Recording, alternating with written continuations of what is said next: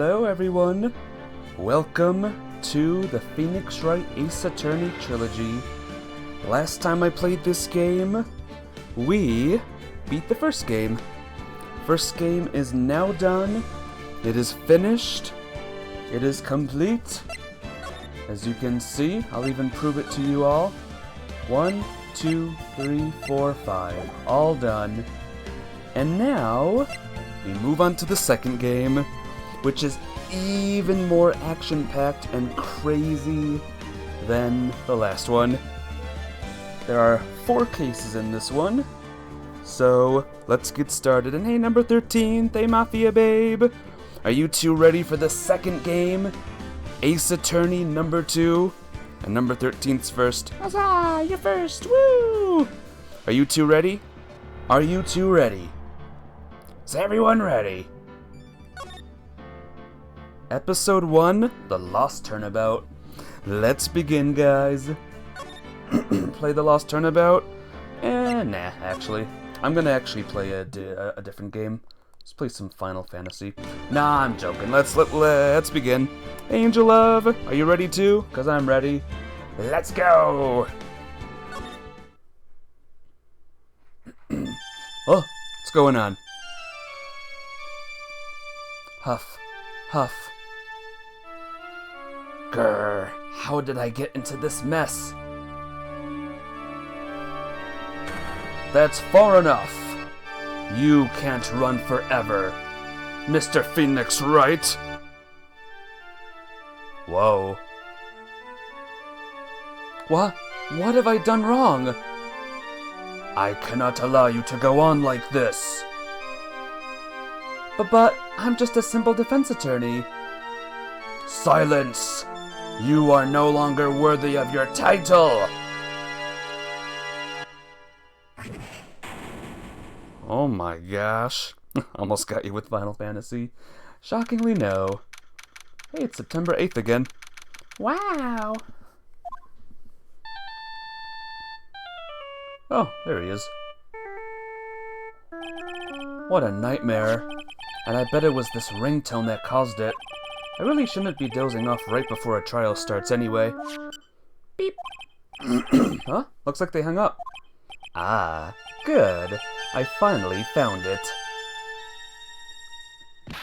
Who's that? Talk about a close call. I hate to do this to you, but...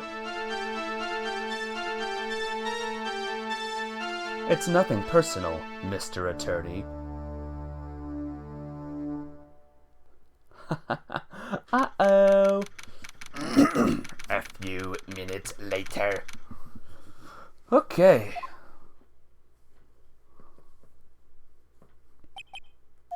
Ouch, my head, it's throbbing.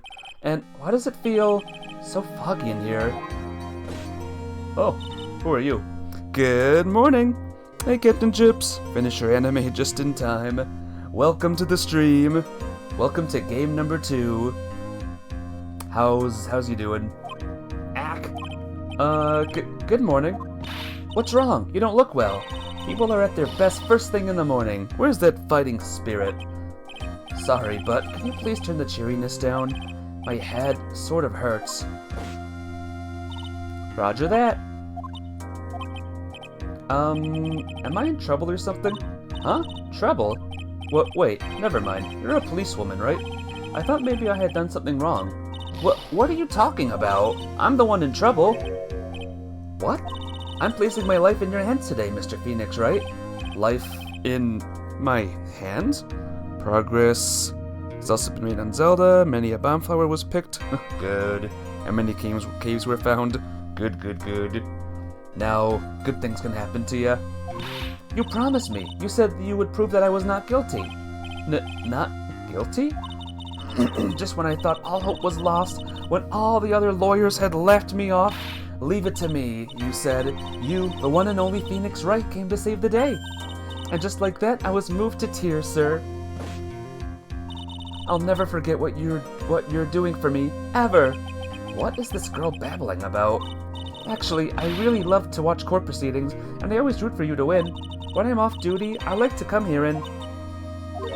What's wrong? You've been acting really strange and you keep staring at me. You're making me kind of nervous, sir. Oh, sorry. I'm afraid to ask, but here goes. Killed a huge frog. Nice. A frox. Is that what they're called? Oh no, a bubble. Bubble. So, this might sound bad, but, who are you? What? Mr. Wright, how can you say that? How can you do this to the fragile heart of a girl about to go on trial? You're absolutely horrible. No, I mean, I didn't mean it like that. Is this how a defense attorney treats his client, sir? I can't believe this. No, well, I think you have the wrong person. Yes, who am I? Why am I drawing a blank? Guess what happened to Phoenix Wright, guys? The trial will begin shortly. Will the defendant and her lawyer please proceed to the courtroom immediately? The trial's about to start. I'm counting on you in there, okay? I guess I must have amnesia. Let's see. What can I piece together? From the sound of things, it's probably safe to say I'm a defense attorney. And that girl, I said I'd prove her not guilty. I can't believe I made such an irresponsible promise. Anime amnesia? Did he get cracked on the head? Maybe. Someone please! Tell me this is just a bad dream. Why do I get the feeling this is one dream I won't be waking up from? Gulp. And so the first case of the second game begins. Court is now in session for the trial of Maggie Bird. The prosecution is ready, Your Honor. What is it, Mr. Wright? Are you talking to me? Oh, how's the volume, guys? Is the volume good or too loud, or talk to me? Do you see any other defense attorneys here? I guess not. Now then, are you ready? Yeah, sure. I guess I should say yes for now. Are you ready, Mr. Wright? Yes, Your Honor. Wait a sec. If her life is in my hands, I should really do the responsible thing. Actually, you see, Your Honor, my memory is it's a bit louder than usual. Great. Let me lower it a little bit then.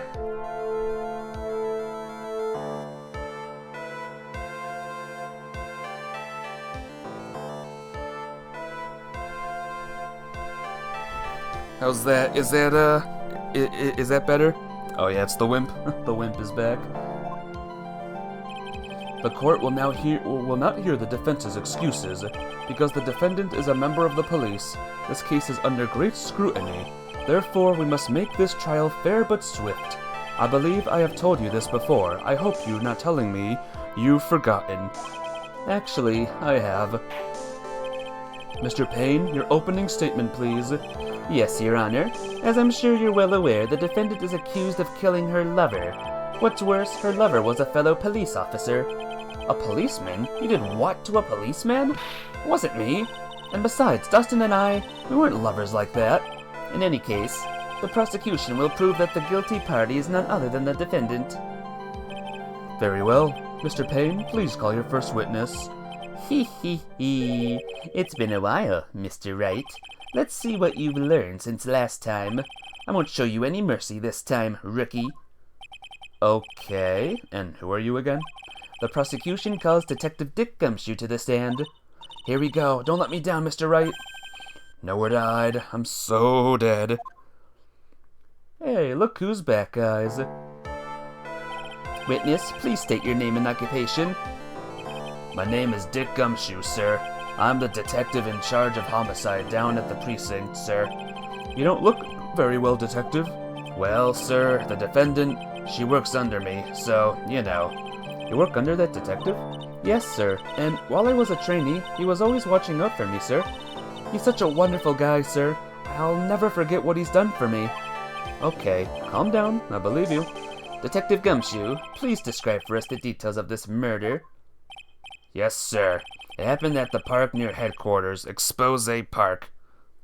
That's Detective Dick, yep. He's back. The victim was one of the local cops, Dustin Prince. He was pushed down from the benches on the upper path, sir. The landing beat his body up bad and snapped his neck. The details are listed in the report that was distributed yesterday. Ah, yes, the autopsy report, correct? Why do I not remember getting a copy? I see everything is in order here. Even the estimated time of death is unusually well documented. The victim's watch stopped from the impact of the landing, sir. The results of the autopsy confirm the time of death. If I may, Your Honor, the prosecution would like to submit this photograph. Very well, the court accepts it into evidence. Kill. Now then, I recall at yesterday's preliminary hearing, a very important piece of evidence was brought to our attention. Yes, Your Honor. Yes, sir. Yes, I guess? Mr. Wright, is your head on right today? There was a very crucial piece of evidence found under the victim's body. Was there? Have you lost your mind? Well, actually, it's just nerves. Give me a second. What? How can you talk like such an amateur? I thought you were a pro, sir.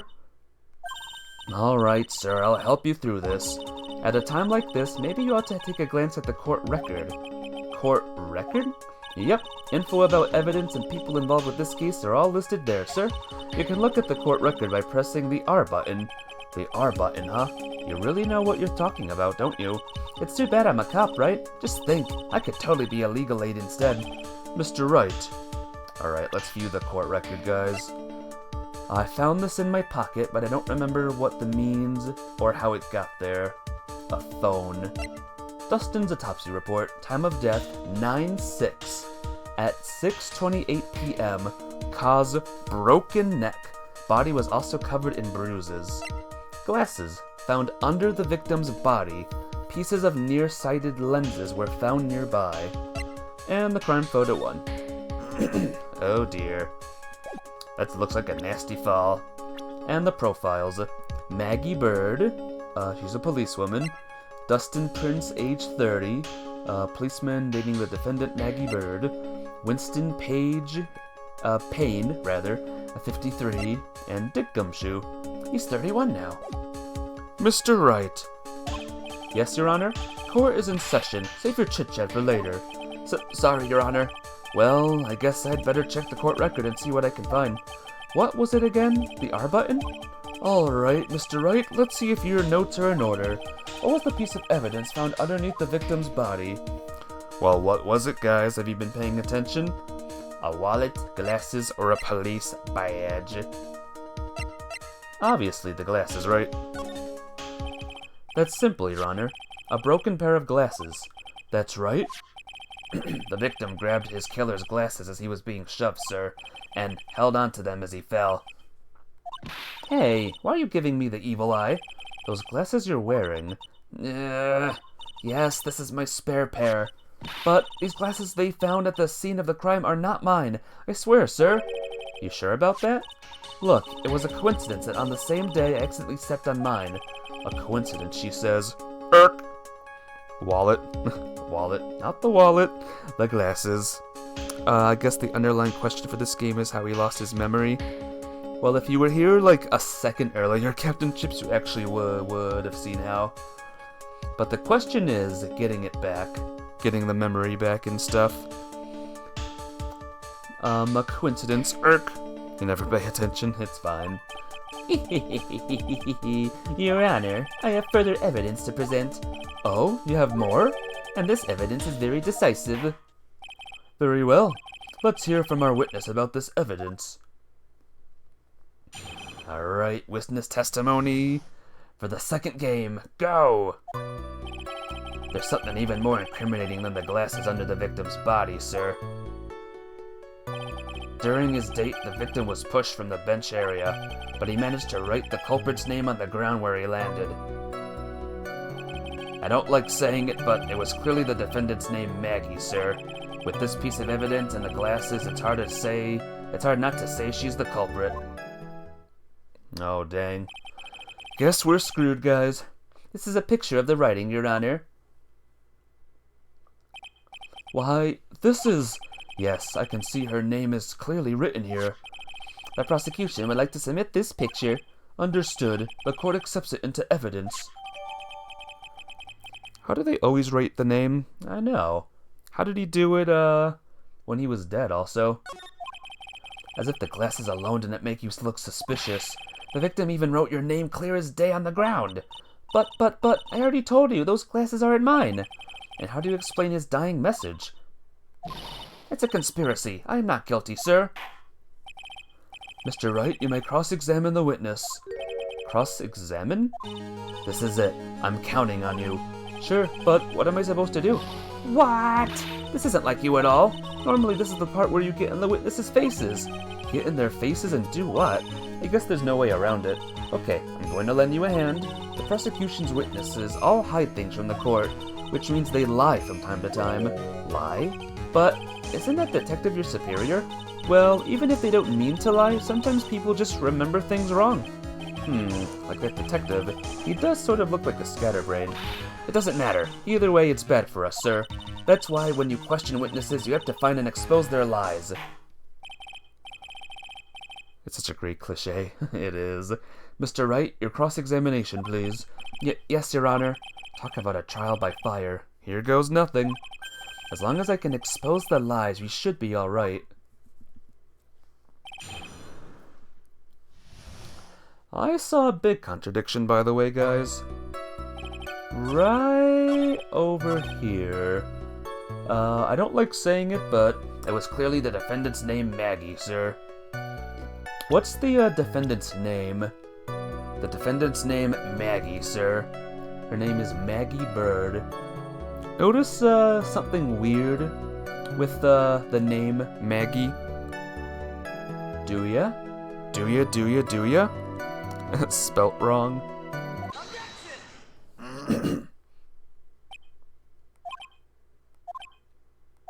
What is it? What's come over me? Without thinking, I just blurted out objection. And I yelled it at the top of my lungs, finger outstretched, ready to take on my opponent. What a rush. Detective Gumshoe? You talking to me, pal? Please state the defendant's name for me. What are you trying to prove with this futile exercise, Mr. Wright?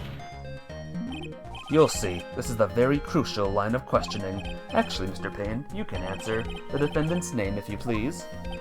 Where is this ridiculous question coming from? The defendant's, name is, Maggie Bird.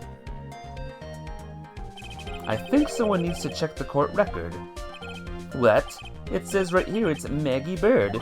Ah! It looks like the bird caught the cat napping. What's going on here? I have no idea either, sir. As you can see, the victim did indeed leave a name Maggie. However, the defendant's name is actually spelled Maggie. This is a blatant contradiction of facts. Oh, how about that? I hadn't even noticed. But maybe the victim didn't know how to spell her name correctly. May I remind you that it was you who said the defendant is accused of killing her lover. If they were truly lovers, it would be impossible for him to have not known her name. No! He really is the wimp, huh? This is very true. Mr. Payne? Yes, Your Honor? Are you absolutely certain that the defendant and the victim, Dustin Prince, were in fact lovers? Yes, I am quite certain, Your Honor. They were a well-known couple in the police force. Detective Gumshoe, please testify for the court the relationship between the victim and the defendant. Yes, sir. Dustin and Maggie. Officer Prince and Officer Bird had been going out for almost about half a year. It sounded like they were even talking about marriage. The day of the incident just happened to be the victim's birthday, sir. Oh, that's unlucky. Did you hear that objection? Oh, we did. Oh yeah, that objection! Officer Bird had gotten Officer Prince a present. It was something she had bought over 2 months ago. I should know, cause she came to me to ask what she should get for him. Oh, those two sound like they were close. Nevertheless, tragedy struck. Yes, I see. You may cross-examine the witness, Mr. Wright.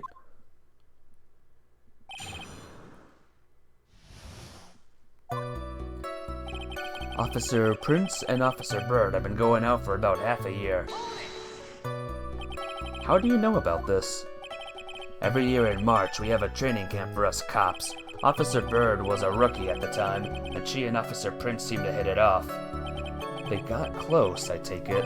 Actually, I was supposed to go too, but I couldn't pay the deposit for the trip, so I didn't. If only I had gone on that trip. What is it? Oh, nothing, sir, really. Anyway. Sword! Hey, Foursquare. Welcome to game number 2 of the Phoenix Wright series. How you doing? It sounded like they were even talking about marriage. Marriage? But wasn't the victim 8 years older than her? What? You saying a guy's gotta marry someone the same age as himself, pal? No, that's not what I meant at all. Detective Gumshoe and Dustin were only a year apart, you know. I think this fella has a ways to go before marriage. Mind your own business, pal. Hey Johnny, what's up? Yes, I know about Ligma, gosh darn it. How you doing though? It's good to see ya. It's your Friday? I think tomorrow's Friday, no? It's Friday tomorrow, right? The day of the incident just so happened to be the victim's birthday, sir. The day of the incident? You mean September 6th? Yeah. The victim, Officer Prince, had just gotten off duty at 5:30 p.m. that day, and since Maggie's night shift hadn't started yet, they went to the park for a bit. I remember when I was young and in love. Oh, it was a jolly time. That's great, Your Honor. I'm glad you're such a cheerful old man. Officer Bird had gotten Officer Prince a present. You seem to know a lot about the defendant. Well, that's because, I'm her boss, and I gotta watch out for my subordinates. But even when she was going to give us a present, isn't that going a bit too far? Hey, pal, watch what you say. I know everything that happens under me. If someone so much as scratches their... I really don't need to know that much. Mr. Wright, please refrain from badgering the witness. I agree. Even if this witness has a crush on the defendant, this should not be the point of discussion at this time. Whoa, wait a second. Why are we talking about this? It's all your fault, pal. You're guilty, guilty, guilty. I should have you arrested. I think the good detective is about done here. Having a little snack at 16, 17 here. Ooh, nice. Eat well, Johnny. 2 months ago. Over 2 months ago? Yep, she's a very considerate woman, pal.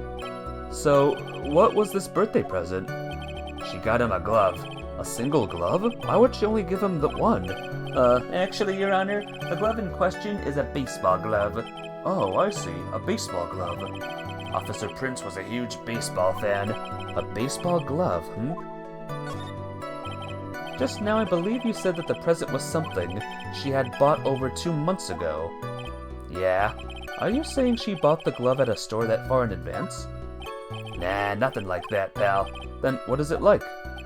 She ordered it. It was custom made. Custom made? The glove was custom made? Yep, that's what I said. So the glove was custom made. Your Honor, I really don't see how this glove is related to this case. Yes, it would seem that there is little relevance. What do you think, Mr. Wright? Do you think this glove is really relevant to this case? Yeah, probably. I don't know where this will lead me, but... Of course it is relevant. That glove is the key to this whole case. Yes! Bluffing to the max. Now this is the Mr. Wright I know. I'm so happy you're back, sir. I was wondering how long it'd take. This is great! Where's the glove? We'll see. Pressing people. Feels like I've done this before. As if I used to do this to squeeze information from even the most tight-lipped people. Very well. If you are that convinced, then let's hear some more about the matter. Actually, I brought the glove with me today. And? Why didn't you say so earlier? Hurry and show the glove to the court. Well, I didn't think it had anything to do with this case. Anyway, this is it, sir.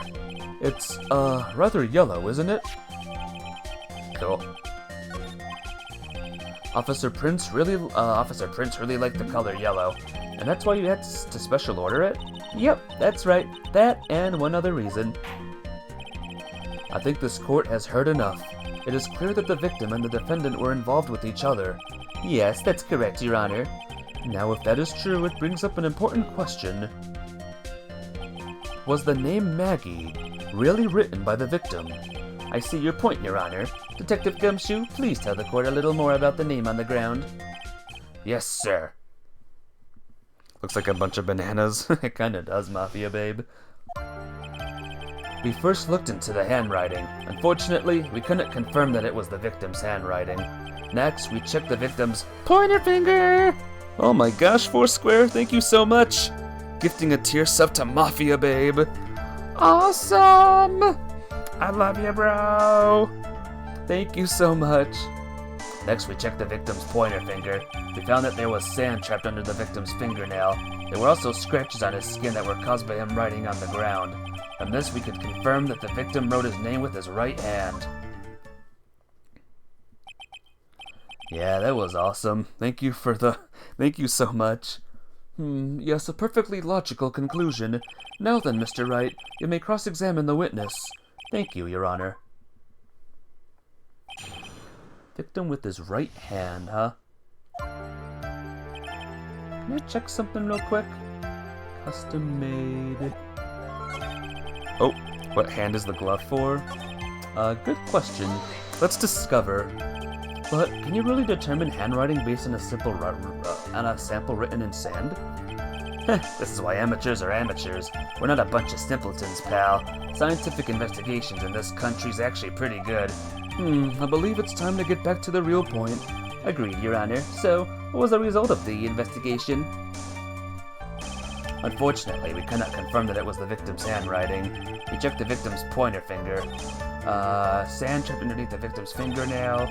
Scratches on his skin that were caused by him writing on the ground. Confirmed that the victim wrote this name with his right hand. Maybe we can do it now. Let's see. Detective Gumshoe, take a look at this. That's the glove, right? Could you tell the court what is special about this glove? What's special? Never really thought about it, but, it's really yellow, and that's about it. Yes, it's really yellow, but that is only one of its qualities. Huh? There's another reason why it's special, and what would that be? It's very simple. This glove is made for a left-handed person. Left-handed? Why, you're absolutely right. This glove is made to be worn on the right hand. That is why it had to be custom made. I've never seen a bright yellow left-hander's glove for sale, have you? Well, no. So, detective, which hand did the victim use to write the name with again? That's easy. Look, it's obvious from the picture that was his... wait a second. Don't forget that the victim was left-handed. Ah! I object. Overruled. Mr. Wright, I would like to know what your line of reasoning proves. There is only one conclusion that can be drawn. A left-handed person could not have written a message with his right hand. Therefore, the person who wrote the name Maggie could not have been the victim. It was obviously the detective that was the murderer, right? Oh yeah, take a guess, guys, for this game once again. Who is the murderer of this case? Order. When you think about it that way, then yes. If it is not possible that this name was written by the victim himself, then that means Maggie is... No, it's not possible. Mr. Payne? Yes, Your Honor? The evidence the prosecution has presented has failed to prove the defendant's guilt. In fact, I believe you have proven her to be innocent. No! All right, you did it, Mr. Wright. Whew, I feel like I can breathe again. It seems that we have reached the conclusion. You did a fine job once again, Mr. Wright. Me, Your Honor? Well, thank you, sir. See, you got complimented by the judge again. You're really good. And that's why you can't give up being a lawyer, sir. Are you joking? I'm more than ready to retire. I will now announce my verdict. This court finds the defendant, Maggie Bird... No, not yet. Uh-oh. I mean, please give me a few more minutes, Your Honor. What is the meaning of this, Mr. Payne? The prosecution is not finished yet. What do you mean? We would like to call our next witness to the stand. What? Oh no, another witness? And what did this witness witness? The moment the victim was pushed to his death. What's more, he saw the very face of the culprit. What the heck? Order in the court. I believe a recess is in order. Afterward, we will hear from this new witness. I had a feeling this was a bit too easy. I need more information. I'll have to see what I can find out during this recess. I can't let my guard down. It's only gonna get tougher from here. Court is adjourned for recess. I love the music in this game, by the way. It really lets you know that, like, this is the second case. Things are gonna get crazy.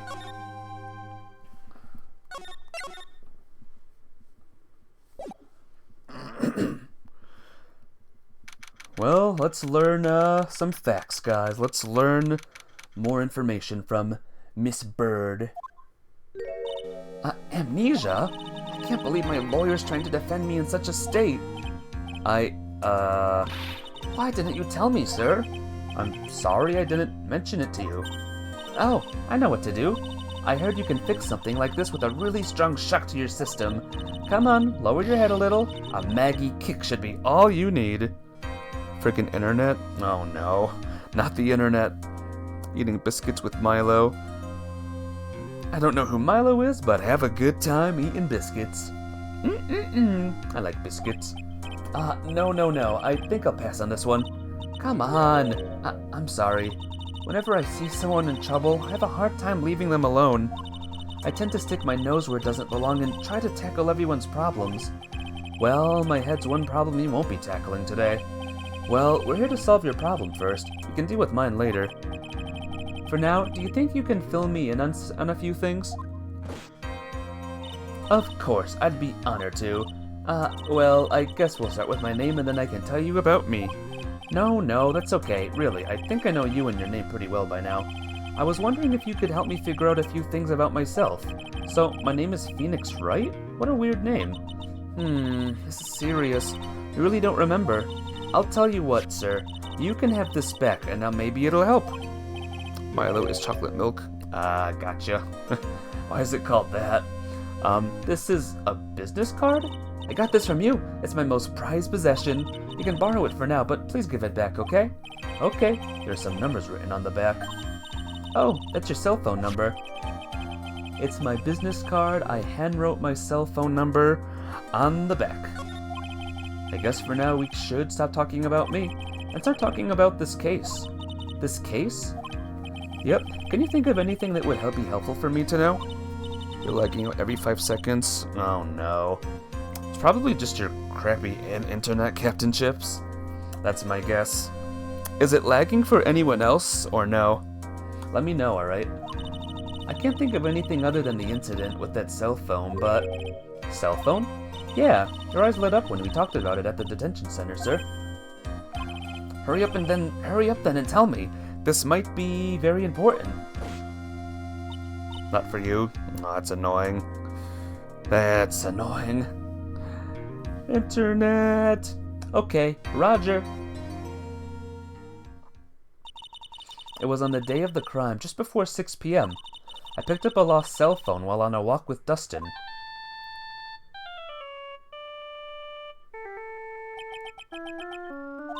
All of a sudden, the phone began to ring. Beep. Hello? Oh, thank you. I've been searching for my phone. Is this yours? Oh, I'm glad you called. We can meet up and I can give this back. I'll be right there. I'm sorry, I didn't catch your name. You can call me Maggie. I can assure you it's me, but I haven't done this to you in a long time. Oh, that's annoying. Right during this case, too. We agreed to meet up at 6 p.m. Dustin and I waited for the person to show up, but they never did. So, where's the phone you found now? I gave it to you yesterday. Huh? To me? Is it that phone in my pocket? You mean this? Do you think it has anything to do with the murder? I don't really know, but if my eyes lit up... Ah! You were here all along? You're so mean! I called you a million times, but you wouldn't pick up. And when I went to check in the courtroom, everyone had already left. Ack! Now who the heck is this? Let me guess, I'm supposed to know this girl too? Hey, good morning, Maggie. And a good morning to you too, Maya. So, how's it going? Yeah, it's Maya. She's back. Is there a word for worse than abysmal? Oh, and what if I said that everything will be fine?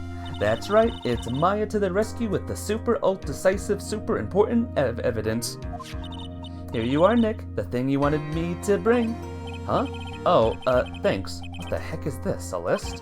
There's about 20 people's names and phone numbers written on it. It was kind of tough, but I managed to dig up some dirt. Looks like these guys are up to no good. No good? As in, there's a group of con artists the police are currently investigating. Wait, Phoenix lost his memory? Yep. Phoenix's memory is gone, Johnny. I think these guys are members of that group. A list of unfamiliar names and phone numbers, members of a con artist group? Why would a group of con artists pop up in a case like this? Don't look at me. And where did you get this list from in the first place? What? Don't you remember, Nick? You're the one who asked me to look this up yesterday. Oh, is that right? These numbers were in the memory of that phone Maggie found. So that's where they're from. You're awfully forgetful these days, Nick. I hope I never get to be a forgetful old prune like you. Maya, actually, Mr. Wright is... Yeah, I hope you're good now, Captain Chips. Yep, Maya's back. Mr. Wright, recess is over now. Please bring the defendant and return to the courtroom immediately. Oh, oops, guess you have to get going. We can talk about you being old later, Nick. Wish us luck. I guess I have all the pieces now, more or less. All that's left is to put it all together. I'm not going to lose this. I can't. Come on, Nick. Better get a move on. Yeah. Alright, here we go again. And Maya's with us again. Court will now reconvene. Please call your next witness to the stand, Mr. Payne. Yes, Your Honor. But before I do, if I may say a few words. What is it, Mr. Payne? It's about the next witness. He has a tendency to say things that rub people the wrong way, you see. So I asked that the court might be a little lenient on... There's no need to give a preference. Just hurry up and call your witness, please. Does the anime has the Von Karma case? Yep. In Season 1 it does. Yes, Your Honor. The prosecution calls its next witness a drifter who was taking a walk in the park on the day of the murder. Oh my. Please state your name for the court, witness. Before I do, I'd like to clarify a little something. Huh? Oh, alright, go ahead. Just now, you introduced my wonderful self to the court, correct? Perhaps as a drifter who was taking a walk? Did I? But I will not stand for that. Now that you tinted the court's eyes and colored me wrongly. Sure, suppose calling me university student when I just on what evil as death. You think my life would be on most highest top quality quality. I'm looking for perfect, top-notch, unbeatable university. You see? The construction proceeds to walk is. Yes, I understand. I'm very sorry. I will be more careful from now on. What is he? A human chatterbox? I have to question him? Fashion, cars, woman, glasses, and of course, university. First rates only need apply. Glasses? But you aren't wearing glasses. Too fast, I know. I couldn't stop it. So let's see. Oh, his name's not here yet. Oh, is that how you want me to play? Is that how you want to play this? Using your power and influence to keep the young people down? I see how you work now. You old people and your dirty tricks. You thought you had me, but you thought wrong. I'm sorry, it won't happen again. Oh man, I forgive you. Alright, I suppose I can tell you my name. I am Richard Wellington, the drifting virtuoso with a PhD in drifting, as it were. If you wanted to, you could call me a university student in transit. Ahem, Mr. Wellington, on the day of the murder, you were taking strolling through the park, correct? It would appear that you are attached to that word. If you must, then by all means, but I remind you that I am in no way a prepubescent boy, out on a walk with mommy. If you must know, I am... Anyway, please testify to the court what you saw during your walk through the park. See, you said it again. Taking a walk, What you witness will do, Mr. Wellington. Alright, now we can see. This guy is 22. Great.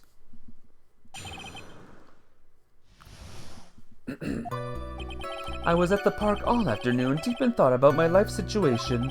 I don't remember the time all that well, but I do believe it was past 6 p.m.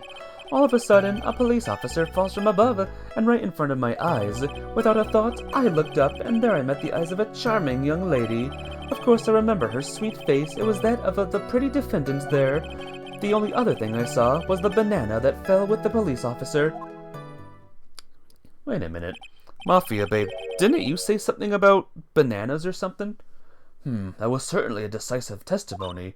Decisive? Nick, did you hear what he just said? Yeah. That's all you have to say? How can you be so calm? It's strange. My mind is very calm and clear. Maybe it's because I believe in my client. You mean Maggie? Yes. And if she really is innocent, then that can only mean one thing. That guy is lying. You may now question the witness, Mr. Wright. I'll find out the truth no matter how well you craft your lies. What was it, Mafia babe? What did you say looked like bananas? I'll save my game now in case I'm wrong. The glove. Huh. Well. Let me show you the bananas, Mr. Wellington. Are you good now, by the way, Captain Chips? Are you free? Mr. Wellington, I believe I have the bananas you saw right here. Is he talking about the glove? Yes. Okay, you're alive, good. So you knew about the bananas too. Why didn't you say so earlier? But don't think you can use this as a way to pull more information out of me. And that's where you'd be wrong. Mr. Wright, what is the meaning of this? Isn't that the baseball glove? Huh? What? A baseball glove? Doesn't it look delicious? Care for a bite? That's not... It's a... No! Your Honor, I think this proves one very important fact. This witness loves bananas, has bad eyesight, or knows nothing about baseball. Won't be talking so much? Okay, Johnny. No problem. Thank you for lurking, my friend. I think he has bad eyesight. Bad eyesight. By the way, just how bad are your eyes? Huh? How? What? You? Why are you asking me about this all of a sudden? Your Honor, it is very simple to mistake a glove for a bunch of bananas. No, I don't think so. Objection overruled. You're one of those people. Yes, you know what I mean. You're like those people who looked at the Galileo theory to new possibilities. Sure, in the end, we find out that it's fake glove, not bananas, however. From afar, more room for doubt, don't you? And that is why I asked you how bad your eyesight is. They're both 2200. I suppose you're going to tell me that's terrible, right? Why are you not wearing your glasses today, then? That's because I lost them recently, you see. Of course, I was planning on getting a new pair made right away. But you know, my glasses are no ordinary glasses, so to replace them... How about when you witnessed the crime? Were you wearing your glasses then? How about it, witness? You are an unrelenting, evil man. You're like those people who... Joan of Arc, he was brave and courageous, although copy horrible and unrighteous people. Anything wrong, she was still brutally burned at the... Which boils down to you. You were not wearing your glasses at that time. That's suspicious. This guy is very suspicious. Therefore, the identity of the woman at the scene of the crime and that of the defendant cannot be proven to be the same by this witness. But the height difference was only 9 feet. It was very possible for him to see the face of the culprit standing on the upper path. Witness, please be more accurate in your testimony. Remember, a person's life is at stake. Yes, Your Honor. Now then, please continue with your testimony. Please tell the court what happened next in the moments after you witnessed the crime. Man, this guy is freaking out. The girl on the upper path ran away as soon as she realized I was there. After that, I immediately called the police station to report the crime. It must have been 6:45 p.m. when I made the call. They must have a lot of free time on their hands since they showed up within 10 minutes. Those are his glasses under the body? Oh, maybe. Maybe. So the person who was up on the upper path saw you and then ran away? Yes, that is correct. Which is why even someone without a superior brain like mine can understand that. That girl is the murderer. You may question the witness now, Mr. Wright. What happened next? Alright, let's save the game. Let's save the thing real quick. It must have been 6:45 when you made the call. But the crime happened at 6:28 p.m. Why did he wait so long? Isn't that kind of weird? Mr. Wellington, would you please take a look at this? You mean the victim's autopsy report? According to this, the murder occurred at 6:28 p.m. So what of it? You said that you called the police immediately after the murder took place. However, by the time you had called the police, it was already 6:45 p.m. Therefore, this is clearly a 15-minute gap here. Do you deny it? Back! I think this court would like to hear what you were doing during this 15-minute gap. Grrr. The witness was in shock at the time after witnessing a terrible murder. It's only to be expected that he would be a little dazed. 15 minutes is hardly what I would call a little dazed. Ah! Mr. Wellington. Yes? Please explain yourself. What were you doing during those 15 minutes? Answer the question. Telephone. Spit it out. I was searching for a phone booth. A phone booth? You mean you don't have a cell phone? You and your questions, as if you're trying to open all the layers of a Mederoyska doll. You must think you're really something special. You like the first cases? They're never subtle. Yep.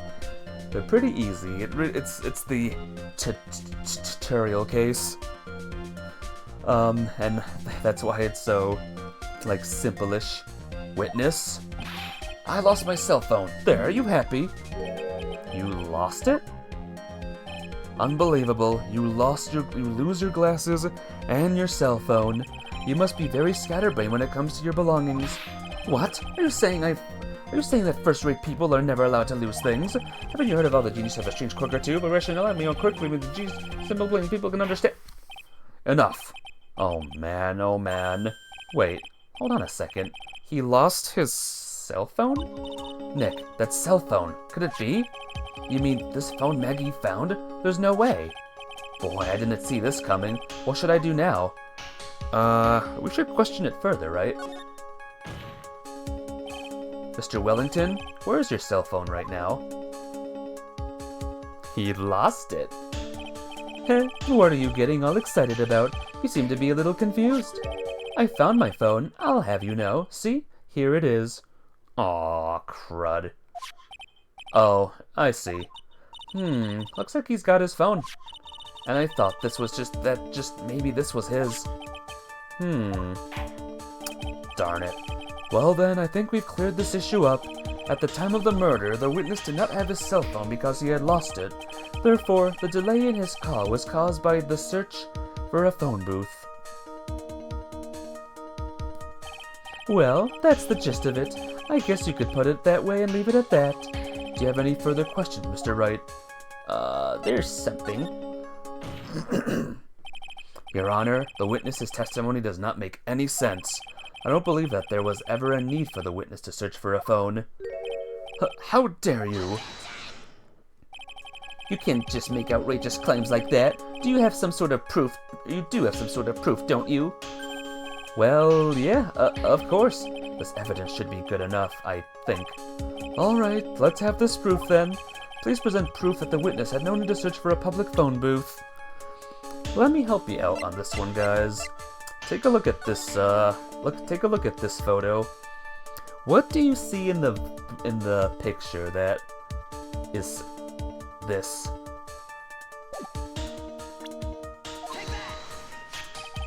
It's quite simple, actually.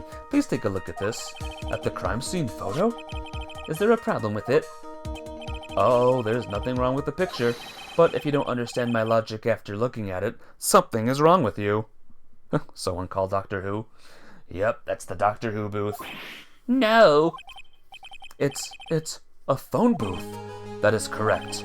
All the defendant had to do was walk 3 steps. Mr. Wellington, why did you not use the phone that was right in front of you? Oh! Order, order. What does reporting the crime a little late prove for the defense? The witness can't explain what he was doing for those 15 minutes. That is reason enough to throw suspicion on his testimony. Yes, this is very true. What do you have to say for yourself, witness? Then I bet this phone really is his, Nick. He must have killed Dustin to get his phone back. But Maggie said that she was going to return it to him, so there was no reason for him to kill for it. And on top of that, we still have the phone she found anyway. But if he wasn't looking for his cell phone, maybe he was looking for something else? Was he... Mr. Wright? Yes, Your Honor? Do you have any thoughts you would like to share with the court?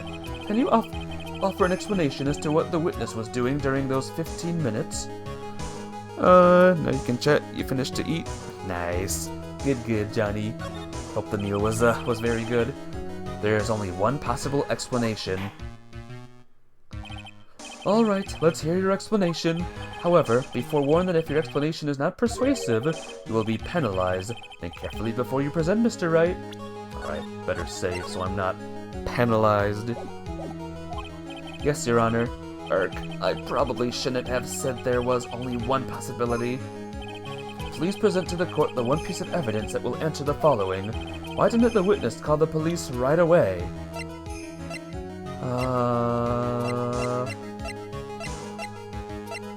Maybe this? Is it time to bring out this yet? Perhaps this is the evidence you need to be convinced. Alright, nope. If his glasses were broken and he was gonna buy another one, that means the glasses in inventory is his. Yeah, maybe. Call the police right away.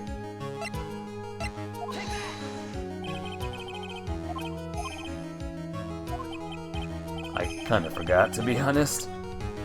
Oops, I forgot. Why didn't you call the police?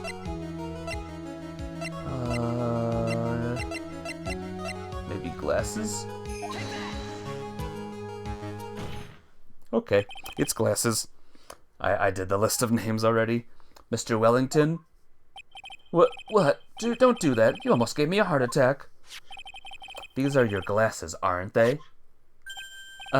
Where did you find... Gah! I believe the court all heard what you just confessed to.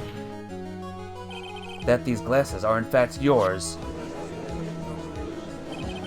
I'll tell you where they were found, Mr. Wellington. These glasses were found under the victim's body. Under the victim's body? Order. Now, wait a second, hold on. I didn't confess or confirm anything. Your Honor, I think the answer is quite clear here. As he fell, Dustin Prince grabbed the culprit's glasses. The culprit knew he had to find his glasses and practically search for them. What he didn't realize was that they were under the victim's body. And that is why it took him 15 minutes to make that call. Mr. Wright, are you indicating that the witness as the real murderer? Of course, that is precisely what I'm doing. Oh, wow!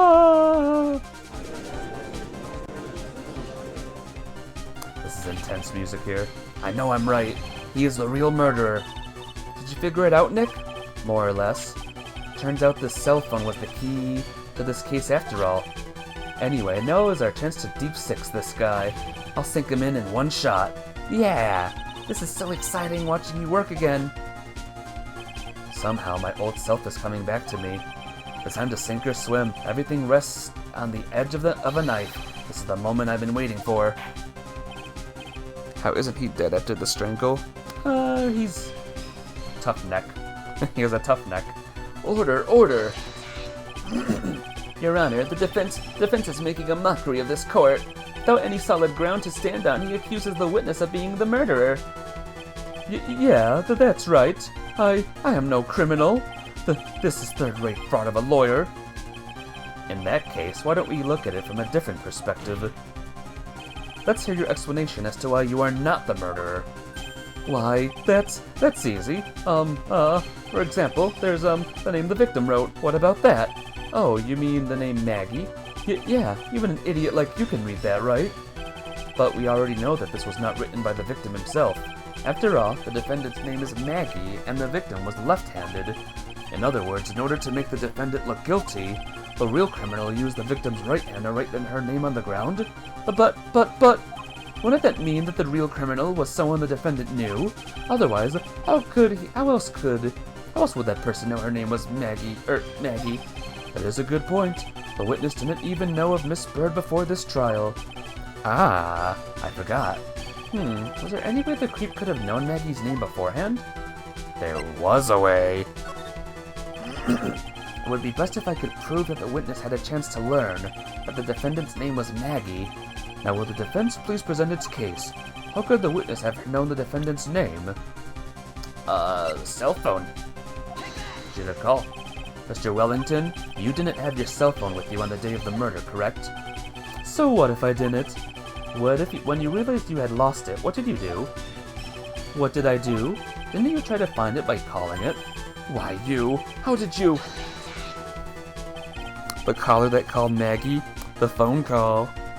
Your Honor, these questions have nothing to do with... Overruled. Mr. Wright, where are you going with this line of questioning? Do you think there is some relation between the witness's cell phone and the murder? I do, Your Honor. On the day of the murder, Maggie Bird picked up a lost phone in the park. And she also received a phone call from the owner of the phone. Beep. Hello? Oh, thank you. I've been searching for my phone. Is this yours? Oh, I'm glad you called. You can meet up and I can give this back. I'll be right there. I'm sorry, I didn't catch your name. You can call me Maggie. Why does this case seem so much easier than the Thinker trial from the first game? Good question. I guess, the ringing phone is sick. You like this song? I know, it's good. This is just how the first cases go. They're just the warm-up. That was when you learned that her name was Maggie. But you made one fatal mistake. Fatal mistake? My client's name is Maggie, but the name that was written on the ground was Maggie. This is a mistake that could only occur if all you knew was how her name sounded. Eek! Order. But, Your Honor, the witness has no motive. And your point is? It's very simple, Your Honor. A person usually would not kill someone without a reason. Mr. Wellington had no reason to kill anyone. That is absolutely correct. I don't have a motive. Mr. Wright?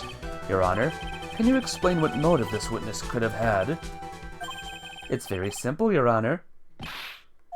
Are you sure, Nick? If I said I can't offer an explanation, then the trial's over, right? Yeah, but... Now then, please present to the court proof that the witness had a motive. Can I do this one yet? Maybe? Mr. Wellington's motive is right here. What is this? A list? These phone numbers were pulled from the memory of the phone the defendant found, and we have determined that the people on this list are members of a certain group. You looked up all those numbers? Of course. This list of phone numbers was stored in the cell phone's memory. The names and numbers belong to people who are members of a certain con artist group. What? Con artists? Can you explain why these numbers were on your phone, Mr. Wellington?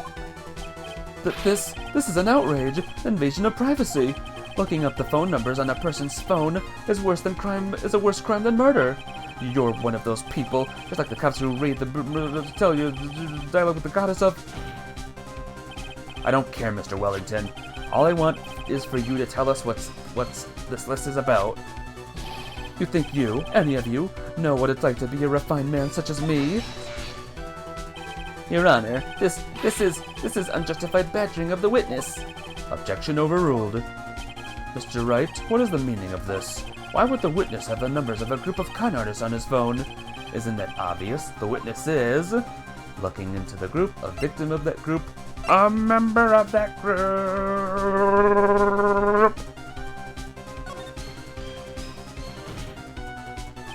Mr. Wellington is a member of this very group. No! All of your friends' phone numbers are stored right here on this phone. If anyone were to look into those phone numbers, it would be all over for you. That is why you had to kill. No, this is too much. That does make quite a bit of sense. Well, Mr. Wellington, would you care to explain? I got you now. That police officer. Your Honor. What is it, Mr. Payne? Your Honor, this is unjustified badgering of the witness. You said the exact same thing only a few seconds ago. Please, let's think about this. Let's think about the content of that phone call. This bro's finished. Oh, for sure. Beep. Hello? Oh, thank you. I've been searching for my phone. Is this yours? Oh, I'm glad you called. We can meet up and I can give this back. The defendant had already promised that she would return the phone. After that, all Mr. Wellington had to do was meet Miss Bird to get his phone back. Why then would he need to kill anyone? That is a valid point. What does the defense think about this? If you think about it logically, then it makes sense. Then maybe we should be thinking outside the box. Yeah, we think like that. Let's see. Maybe the slimeball saw something at the crime scene that made him commit murder. Your thoughts, Mr. Wright? Well, I don't think Mr. Wellington went to pick up his phone in a very friendly manner. But he was promised his phone, so why would he have been unfriendly to the defendant? I think he must have seen something that didn't agree with him when he got there. Well, guys, what did he see that he didn't like? Well then, Mr. Wright, what was something that didn't agree with the witness? What was it, guys? What do you think it was? Oh yeah, this game has something special in it, by the way. We can also submit profiles as well. He saw the glove, a yellow glove. I think he saw something else. Something, he's a bit of a fashionista. No, if he was with a bunch of con artists, what would he not like most of all? What would he really, really not like to see?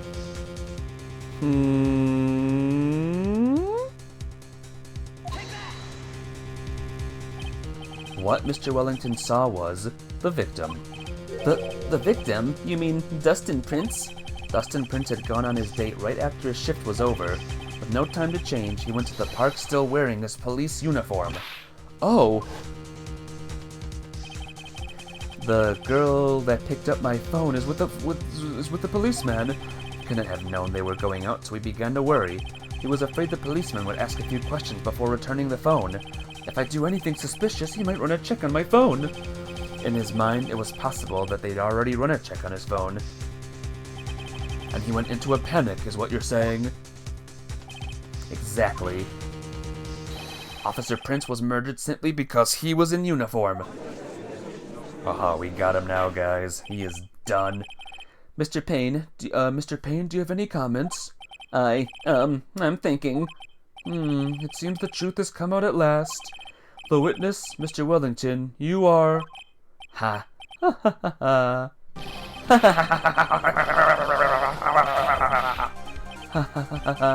Impressive. Not bad for a person with a third-rate education.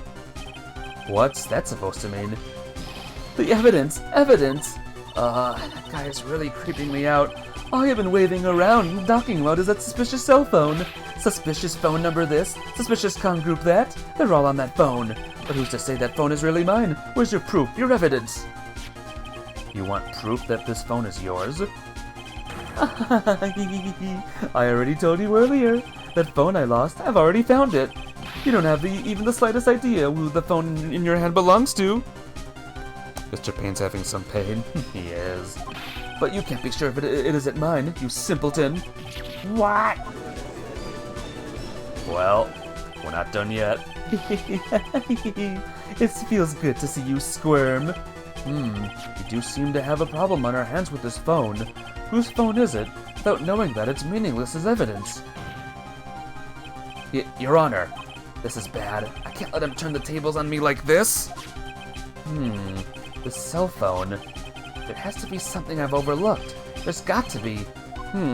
Maybe the phone stored numbers, fingerprints on the phone. Was he wearing gloves at the time? I don't remember. What about the stored numbers? This phone has the names and numbers of those in the con group in its memory. I can show them to you, Your Honor. I don't believe this. What are you talking about? What are we trying to determine is who that phone belongs to? Who cares about what phone numbers are stored on it? Besides, who knows, maybe you went and added some of those numbers in yourself. The witness is quite right. I'm afraid I have to reject the defense's proposal. Grr, that jerk is back to his arrogant, annoying self again. The cell phone. There has to be something I've overlooked. Fingerprints? I've got it. We should check for fingerprints. Fingerprints? Yes, Your Honor. Mr. Wellington must have left some prints on this phone. Nick, don't you remember? When you got that from Maggie, you wiped it off. I what? You said there was sand all over it, so... What? Wiped it? I wiped it? Pretty thoroughly, too.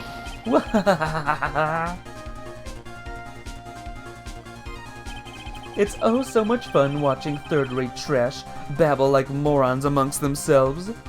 Arrgh, he's made a complete recovery. How many times do I have to say this? My phone is right here, you see?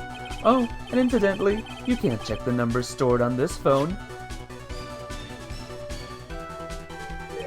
It must have glitched because all the numbers just magically disappeared. You've got to be joking. He erased all the numbers I was going to use as evidence? Mr. Wellington? What's this? By the tone of your voice, it sounds like you still have some fight left in you. Where did you finally find your cell phone? Remember when you said this case was easy? Not anymore.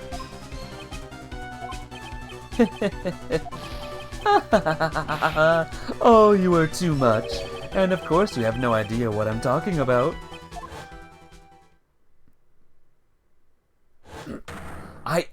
Oh my god, now I remember!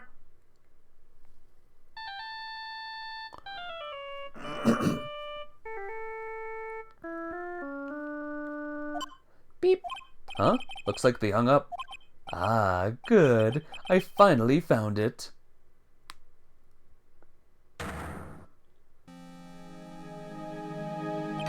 So that's when... Did he get his memory back? His memory back? What's wrong, Mr. Attorney? Why the harsh glare in your eyes? Nick, we worked so hard to get this far, but if you don't do something quick, he's going to get off scot-free.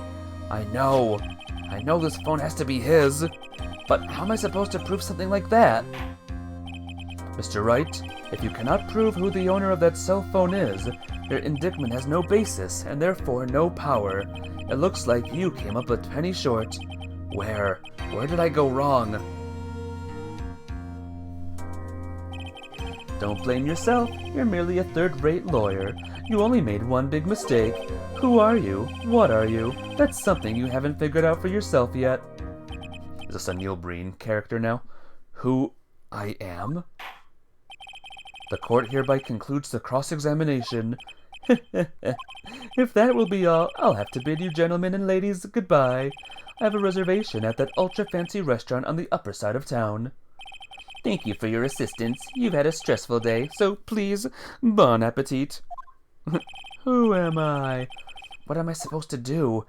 Am I supposed to just let it go at that? No. Please wait, Your Honor.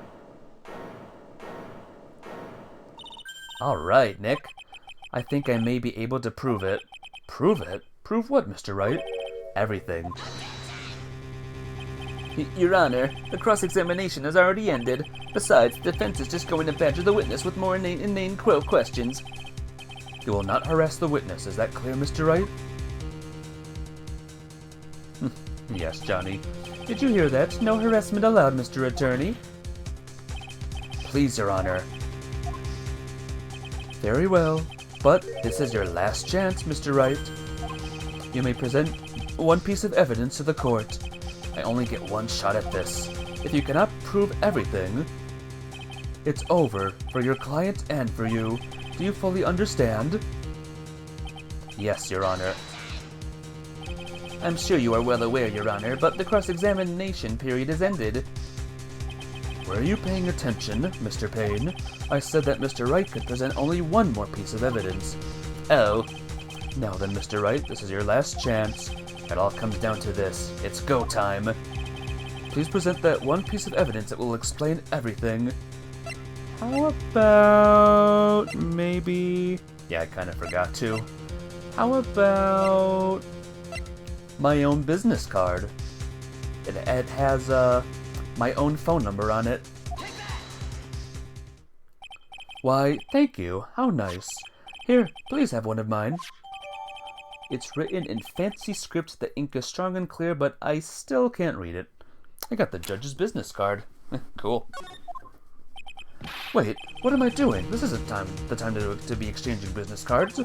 Your Honor, there is something very important about that card, and that is the name, the back. Why would that help? You'll see. This card is important because of what is on the back. You wrote your cell phone number on the back? But that's exactly it. Can you please call this number from your cell phone? Huh? Right now? But court is still in session. It's okay. You'll see. Okay, if you say so. It's the defense preparing something, Mr. Wright. We are going to call my cell phone now, and then the court will see everything for what it is. Of all the idiotic, stupid things to... Oh. Ah! What? Why is my phone? And what is with that stupid sounding ringtone? Beep. Mr. Wellington? How strange. I could almost swear that you're holding my phone. Your? Ah! No, it can't. By the way, before I forget, thank you very much for the lump on my head this morning. I don't think I need to explain any further except to say... When you went to retrieve your cell phone, you mistakenly took the wrong one!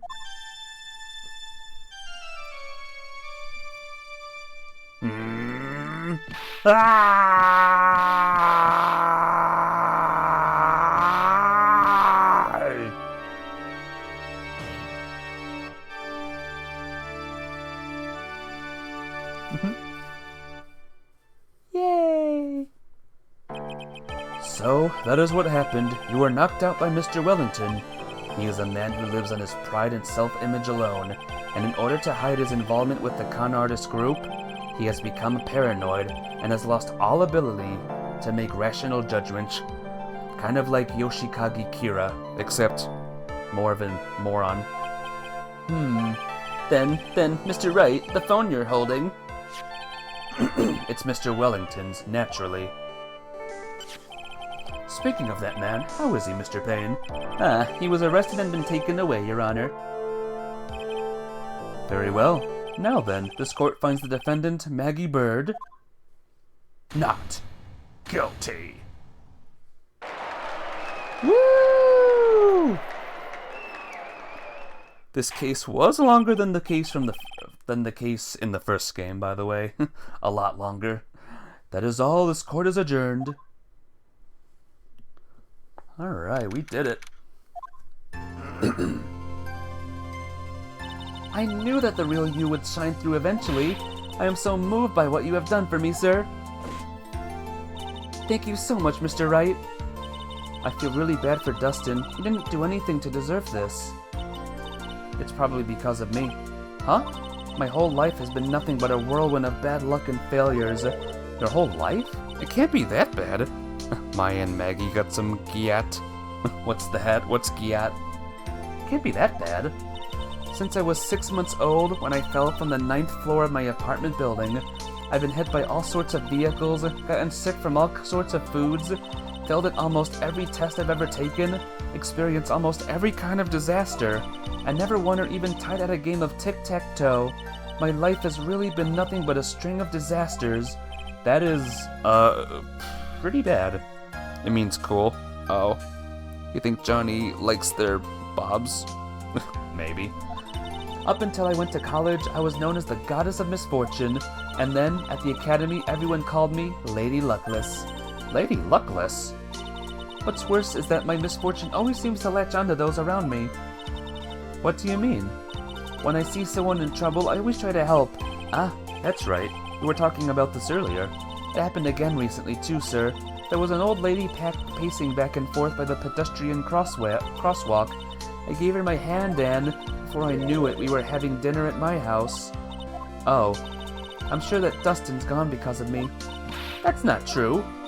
That glove didn't even have any sort of special meaning. It was just a present to say thanks for covering one of my night shifts. Oh, I see.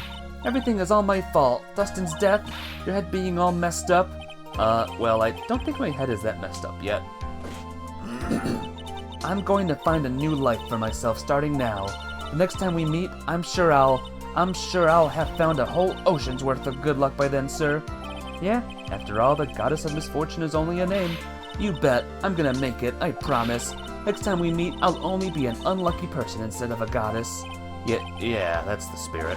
Well, Mr. Wright, Maya, I should get going. Okay, good luck to you. Thanks. You take care of yourself too. Yourselves too. What a horrible day. I've gotten my memory back, but things are still a little fuzzy. But you're okay, and that's what counts. You really had me worried. Come on, let's go back to the office. I'm afraid to ask, but here goes. So, this might sound bad, but, who are you? What? I thought you said you got your memory back. At that moment, everything really did come back to me. Detective Gumshoe. He's someone I've had clashes with in the past during certain cases, but he's also been a good ally during others. The Judge. He's a lovable, kind old man who is easily swayed by other people's opinions, but in the end, he always comes up with the right verdict. This person, I haven't got a clue. He seems to know me, but maybe he's mistaking me for someone else. And this girl, Maya? You finally remembered. This is Maya Fey, my assistant. That's right, I have so many unforgettable memories about her. For example, Earth to Nick, what's wrong? You keep staring at me, don't tell me you've missed me. Well, yeah, I suppose I have. I feel like I haven't seen you in ages. Oh? Well, I'm back now, so it's time for us to create new memories together. Alright, sounds good. Hey, Hellfire Skyrim. Maya is back. Maya will stay with us for now. Yep. Alright, sounds good. All the phone numbers on my phone were erased by Mr. Wellington. Guess I have to start over from the very beginning. Come on, Nick. Let's go to our usual burger joint. Okay. Actually, it hasn't even been that long since she came back into my life. Am I winning? Yep. And that story began on one rainy afternoon 2 months ago. Woo! Episode 1 is done. Time to start episode 2, Reunion and Turnabout. And here we go, number 2. That was no accident. Ooh, car. I was drugged with sleeping pills. I was murdered by that person. You know why you never opened your basement? Why? What's this? That's why I took my revenge. It's only fair, isn't it? Innie?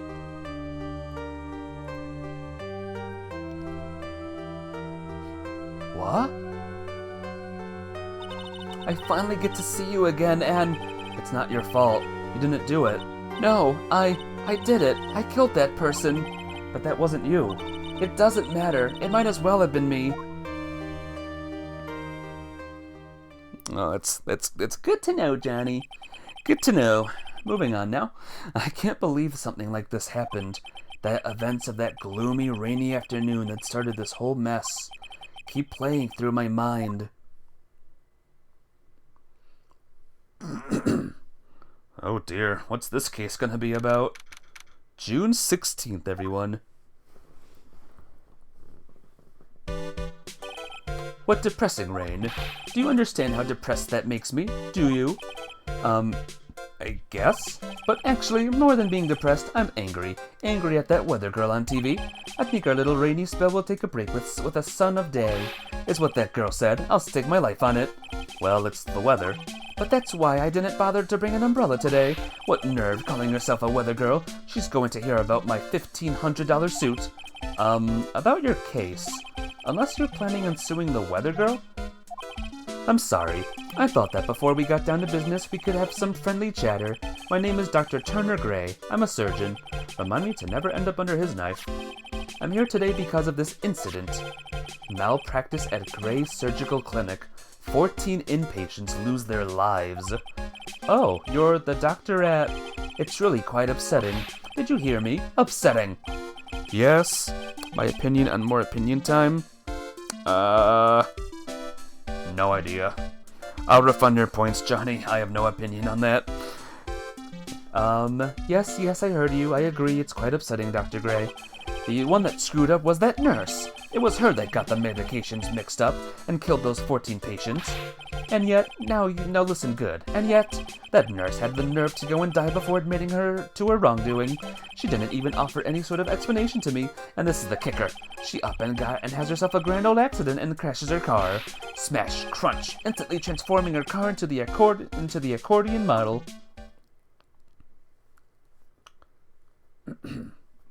Oh dear. That's right. About a year ago, all the tabloid shows were talking about it.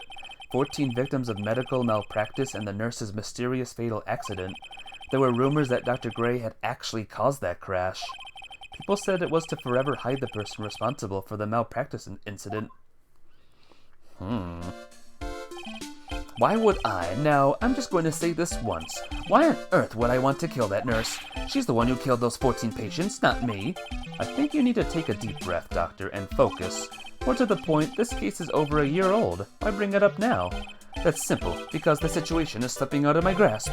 This just won't do. My clinic isn't seeing nearly as many patients nowadays.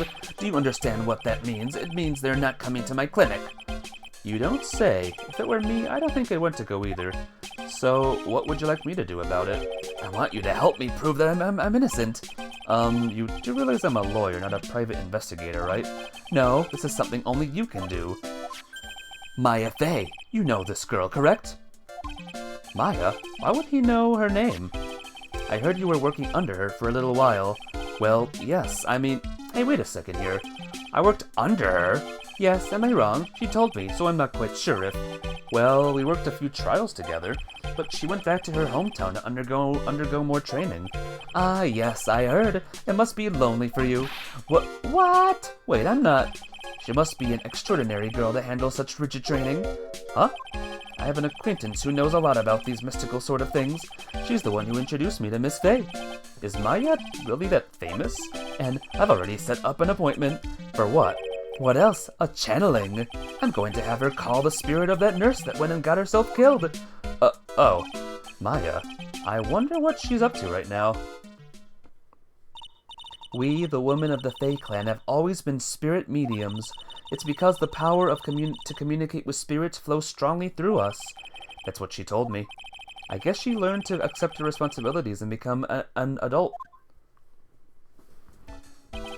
Not counting training, this will be her first time channeling a spirit, so she gave me one condition before accepting my request. A condition?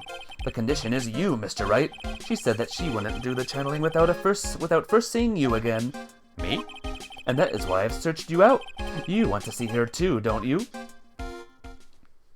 What a weirdo, huh?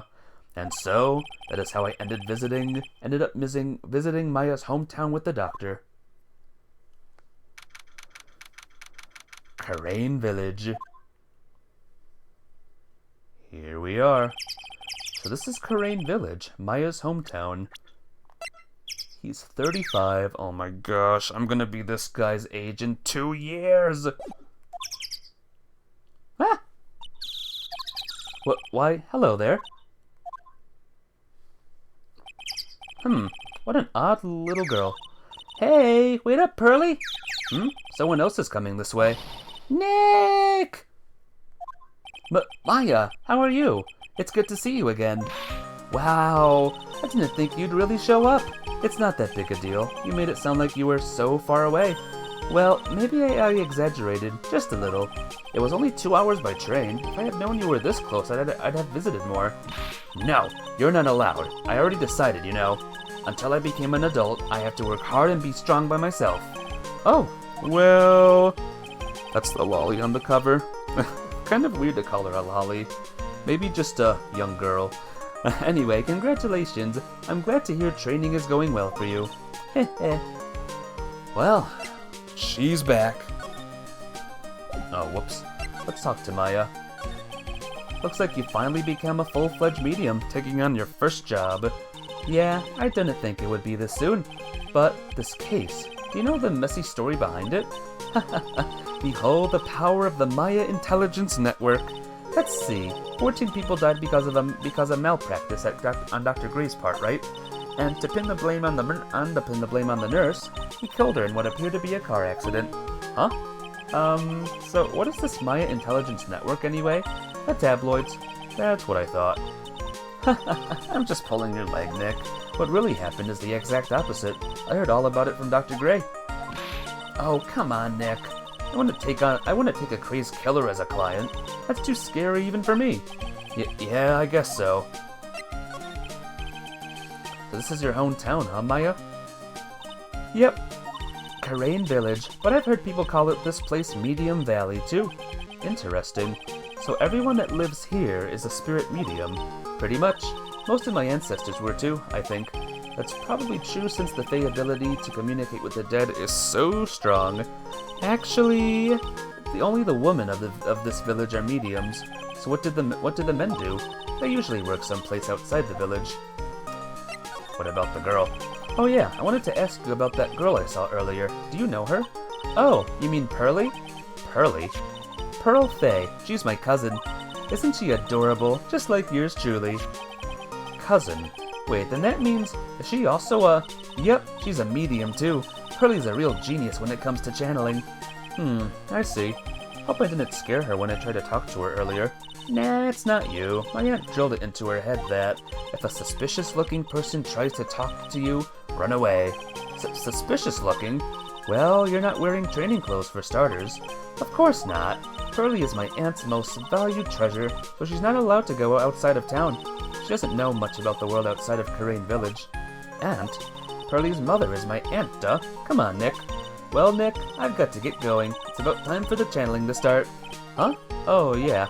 I'm doing the channeling in my house, so come on in, okay? And after I'm done, we can grill up some juicy burgers. Alright, good luck, Maya. Thanks.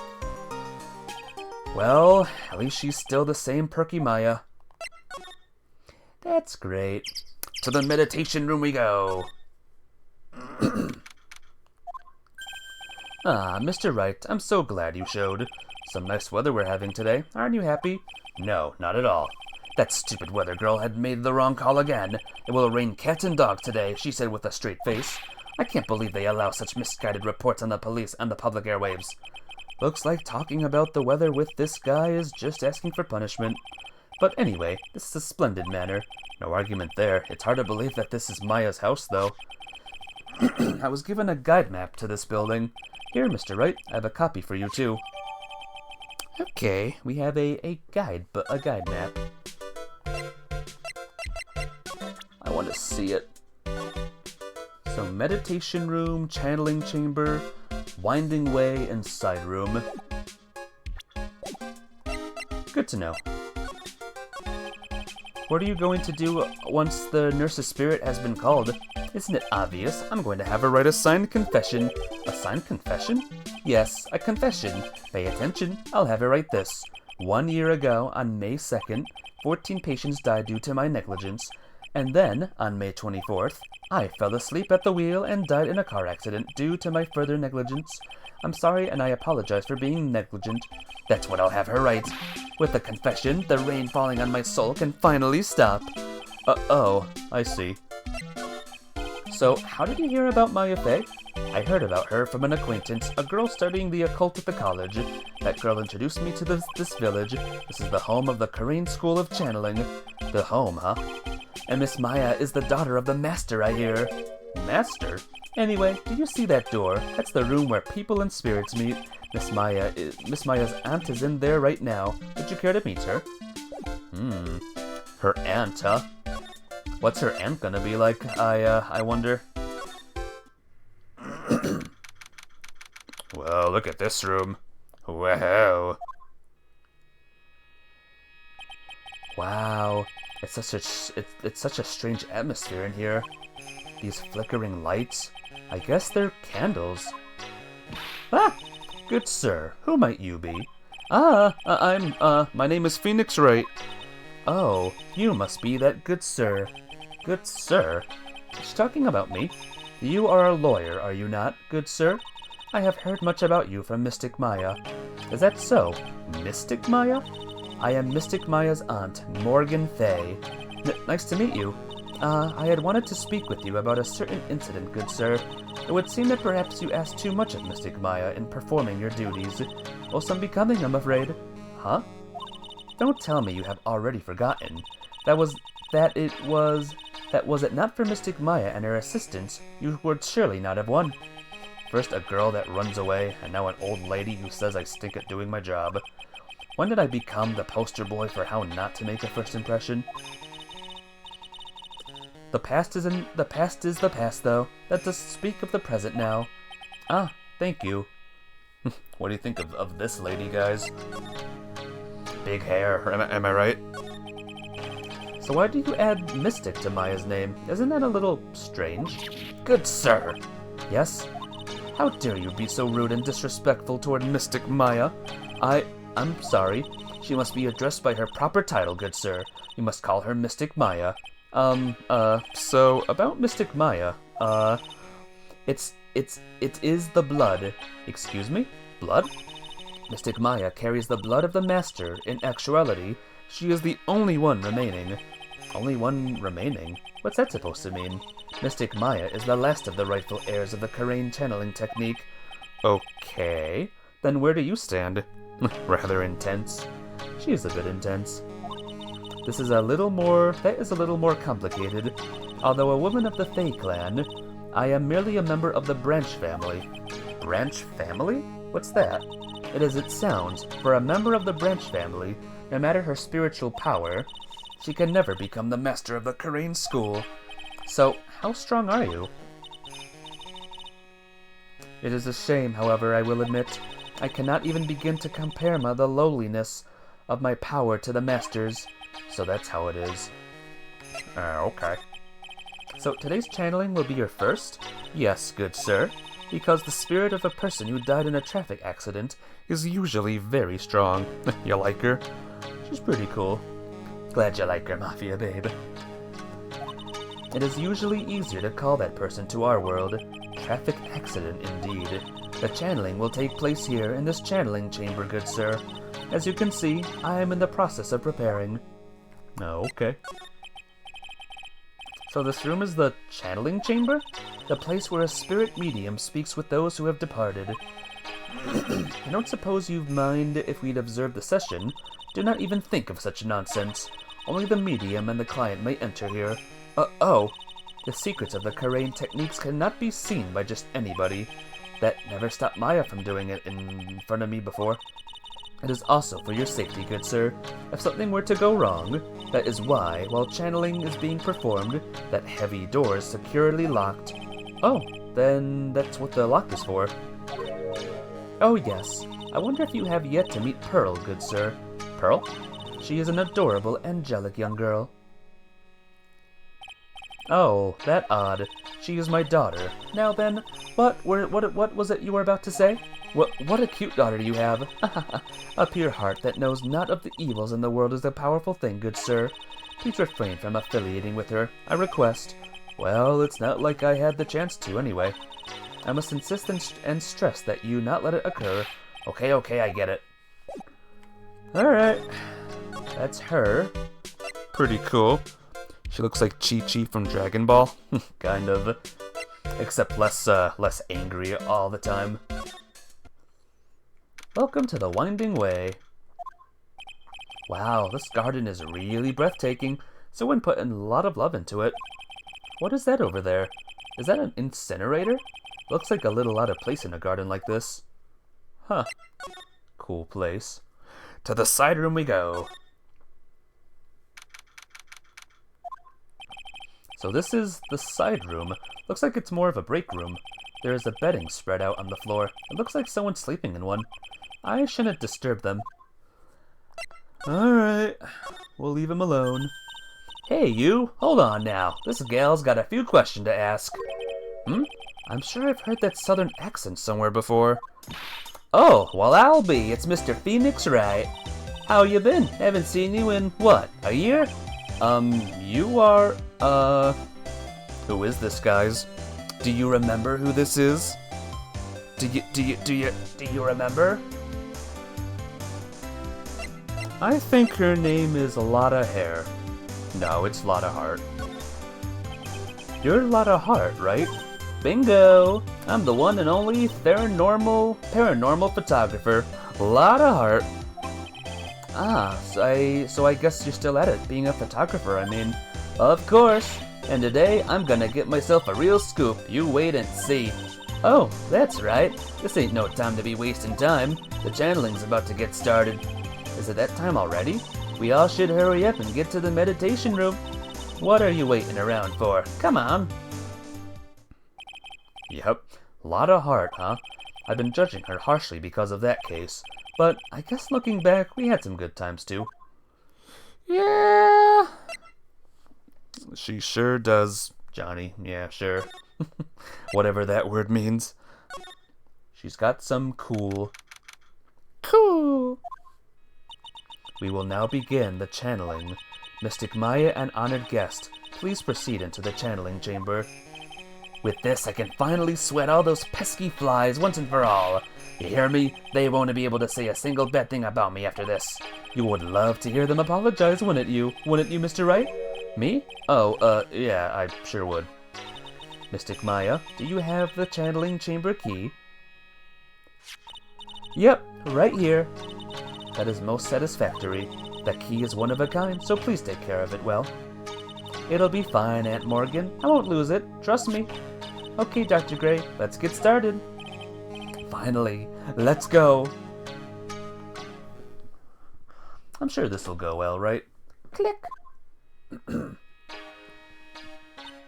Now let us wait patiently out here for them. Please have some lovely bitter green tea and jaw-droppingly large strawberry desserts. Hold on now, Granny. Granny? How come we ain't allowed in that room?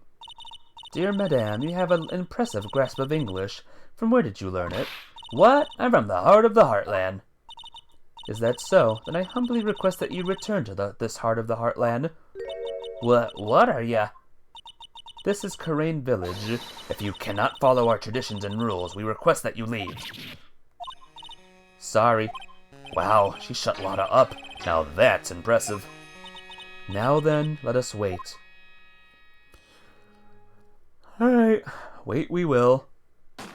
Bang. Hey now, what was that just now? It came from inside the channeling chamber. Bang. Hey, that's a gunshot. Excuse me? I've heard that sound before. It's a gunshot. I'd bet my afro on it. Maya's in there. Break into the chamber. Well, Mr. Lawyer, what's the plan? What else? We're going to break in. What? But there's only one key and that kid's got it. We're going to have to break the door. Is that alright, Miss Faye?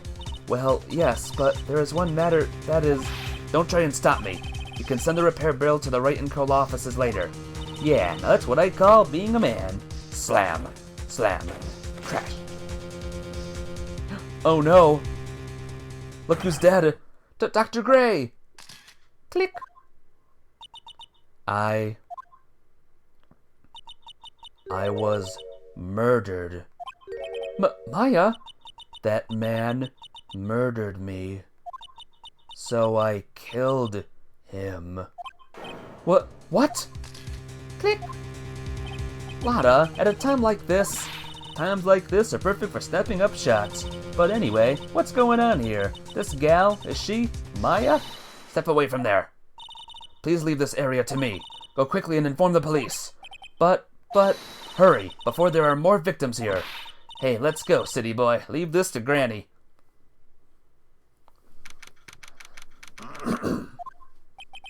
My cell phone doesn't get reception way out here, so I ended up using the phone booth to call the police. And they're on their way. That's good. Lottie, I saw a genuine mysterious phenomenon. She seems really on edge because of all this. Not that I blame her. I'm scared to death by what's going on. So we got the answer? The answer of... What? Of what? What answer? Hey, mister. That gal, Maya, she wasn't the one that pulled the trigger, was she? Oh, yeah. Lotta doesn't know that when Maya is channeling, her whole physical appearance changes. Then again, weren't there only 2 of them in there? I reckon she must have done it then. Lotta, what do you know about Dr. Gray? Not much, but I did some digging. That's one gent with a bad reputation. Really? I hear he's good at surgery and stuff, but his personality stinks like wet sheep. I sort of got the same impression myself. He's real controlling. Soon as the nurse or patients don't do what he says, he starts a-hollering. Must have been real tough to work for him. Oh, man. Maybe let's go back. The answer of the nurse's death. Ah, the answer. Gotcha. Ah, Mr. Wright. Miss Faye, how's, Mystic Maya? She has returned to this world. The spirit-severing technique was successful. Let me see her, please. She is still unconscious. I humbly request that you wait outside for her recovery. Guess I just have to wait. The police are here. Sorry to keep you waiting. Huh? You again? What are you doing all the way out here, Detective Gumshoe? It's actually kind of funny. I was in the area for a business trip, pal.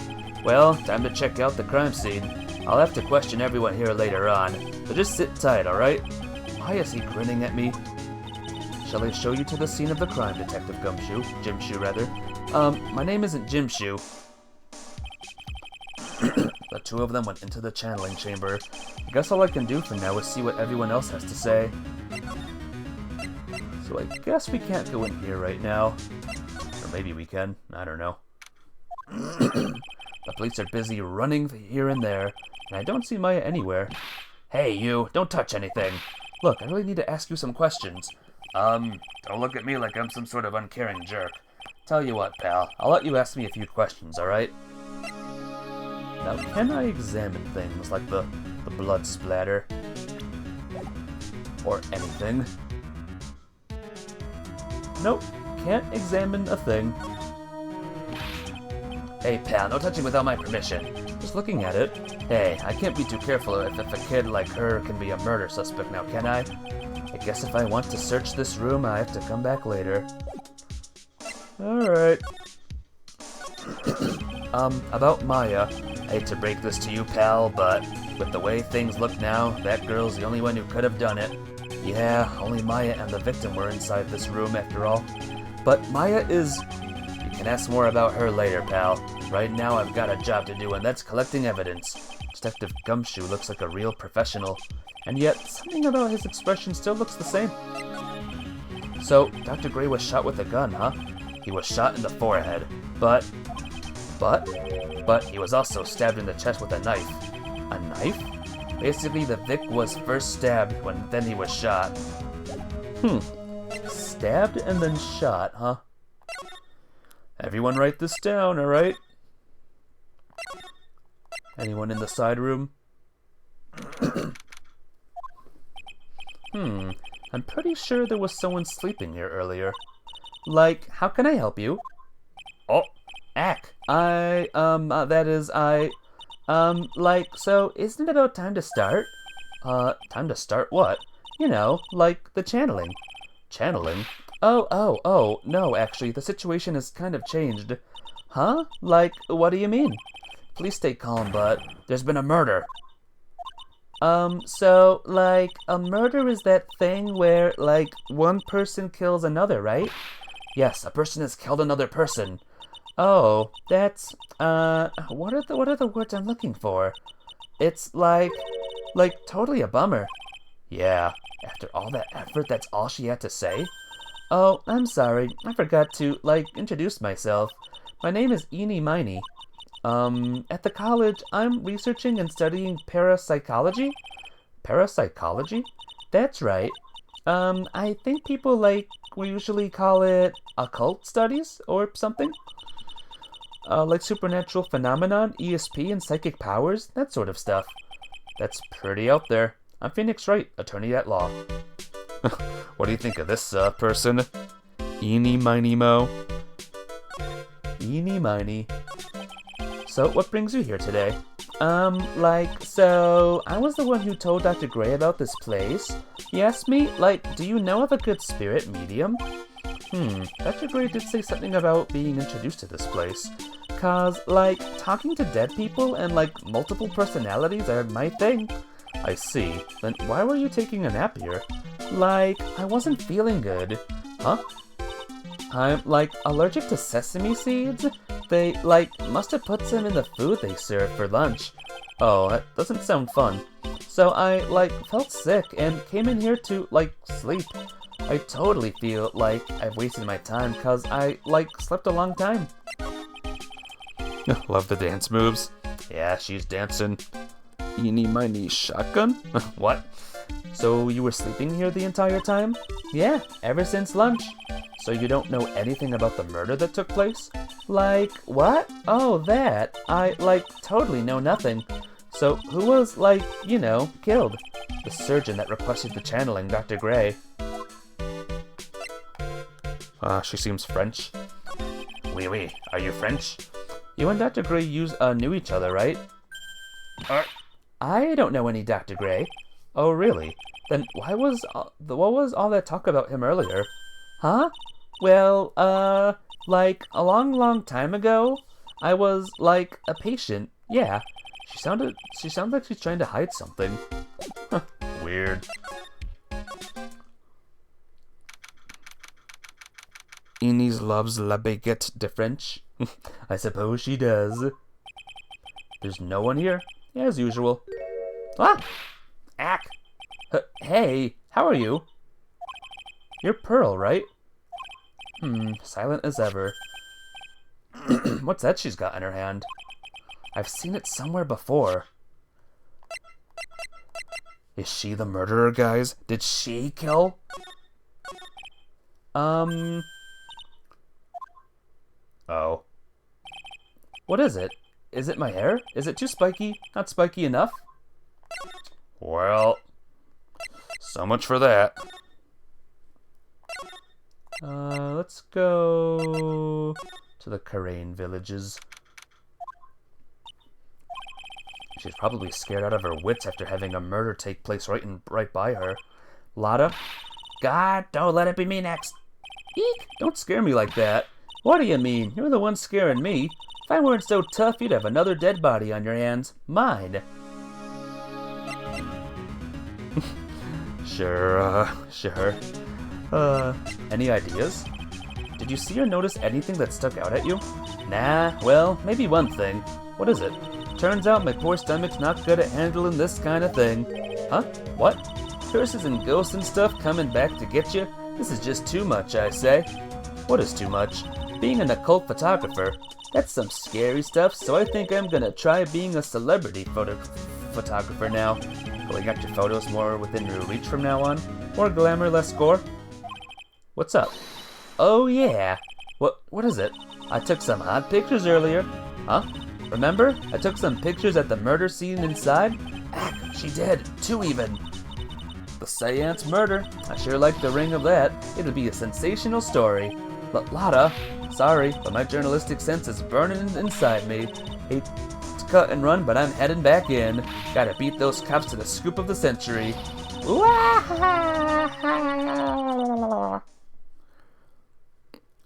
You will change your name to number 22? If you want to. Be kind of weird, but if you want to. Doesn't Lotta show up in every game as a different kind of photographer? I'll keep that mum. I'll keep that a bit mum for now. Ha ha ha ha. I don't know who's scarier, Lotta or the spirits. And why does it feel like we've been through this before? Nah, that's crazy talk.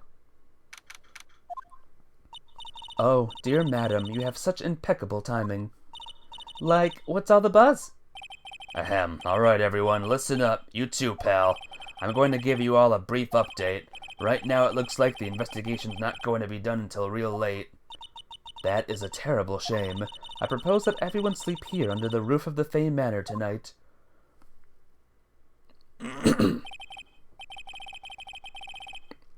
Huh. Is that your guess, Johnny? You're more scared of that little girl. We'll see. What a mess. I can't believe how crazy this day turned out. Maya was arrested and taken away by the police, and I don't see myself getting any sleep tonight.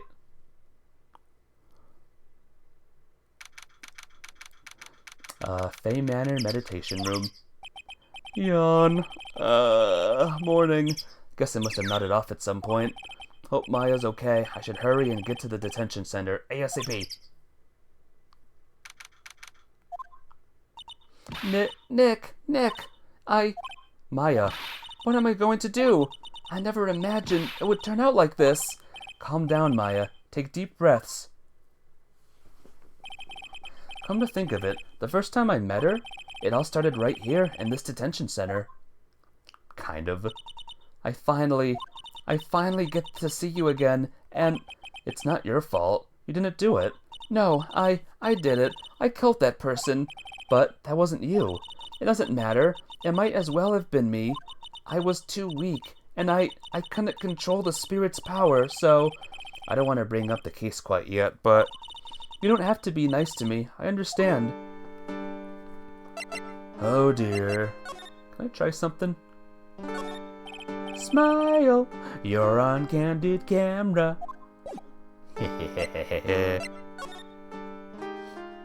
Yep, Johnny. Yep.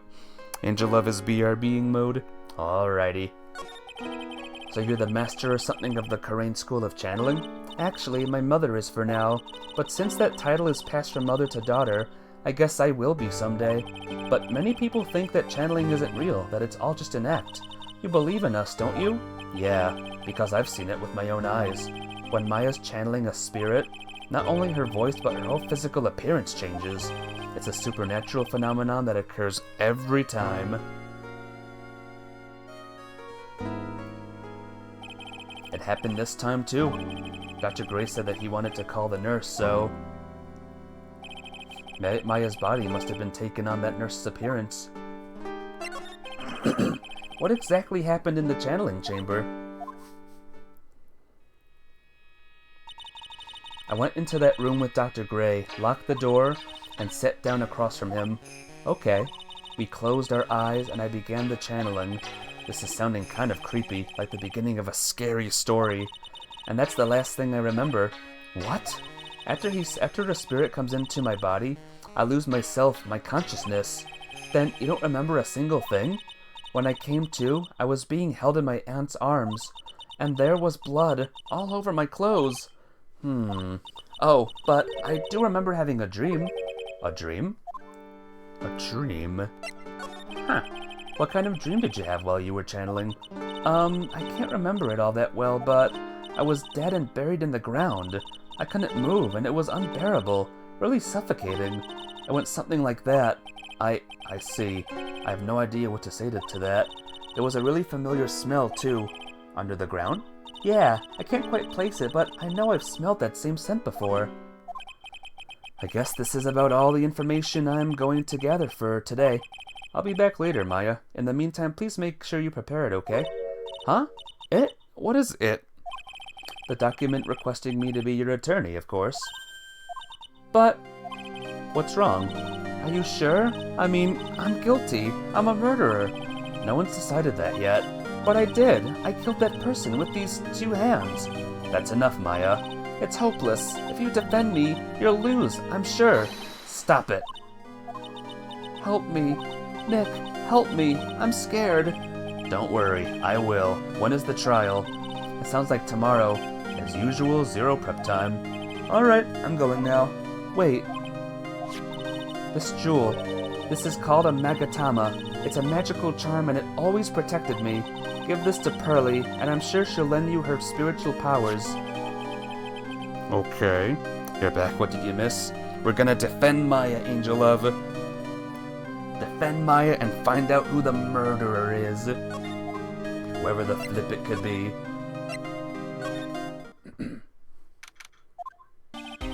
Have to save Maya no matter what. It's her life on the line. What in the world happened in that room yesterday?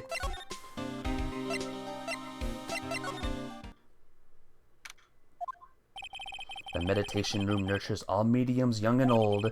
Even mediums in training, I'd wager. But it's pretty deserted today. Probably because of the murder yesterday.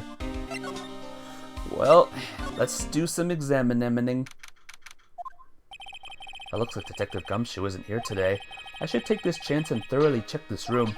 If I'm lucky, I might uncover a clue or two. Oh, Mr. Wright. Good morning. I am on my way to go meet Mystic Maya, and I thought to bring her some items to make her feel more at home. Namely, tea so bitter you lose your tongue, and jaw-droppingly large strawberry desserts. Not for the first time, though. Last time it was a frame-up. It was. This time it's very, very different. I'm sure Maya will be very grateful. That's Mystic Maya, good sir. She is one scary lady. Oh dear, sweet Mystic Maya. Pearl wept constantly for you last night, as did I. I know it's important for me to search the site, but I should ask her some questions too, while I have the chance. Should examine first, maybe. Like the blood. This is where the medium sits, I assume. There are 4 panels of this flooring. The straw in the flooring feels a little damp, probably from the humidity in the air. No matter what I do, my eyes keep getting drawn to the pool of blood in the center here. Ew. What about this? Is this normal? It's a beautiful and expensive folding screen. It also looks quite old. There seems to be some sort of sacred text written on it, but I can't read it. It's a hole. Could this have been made by a bullet?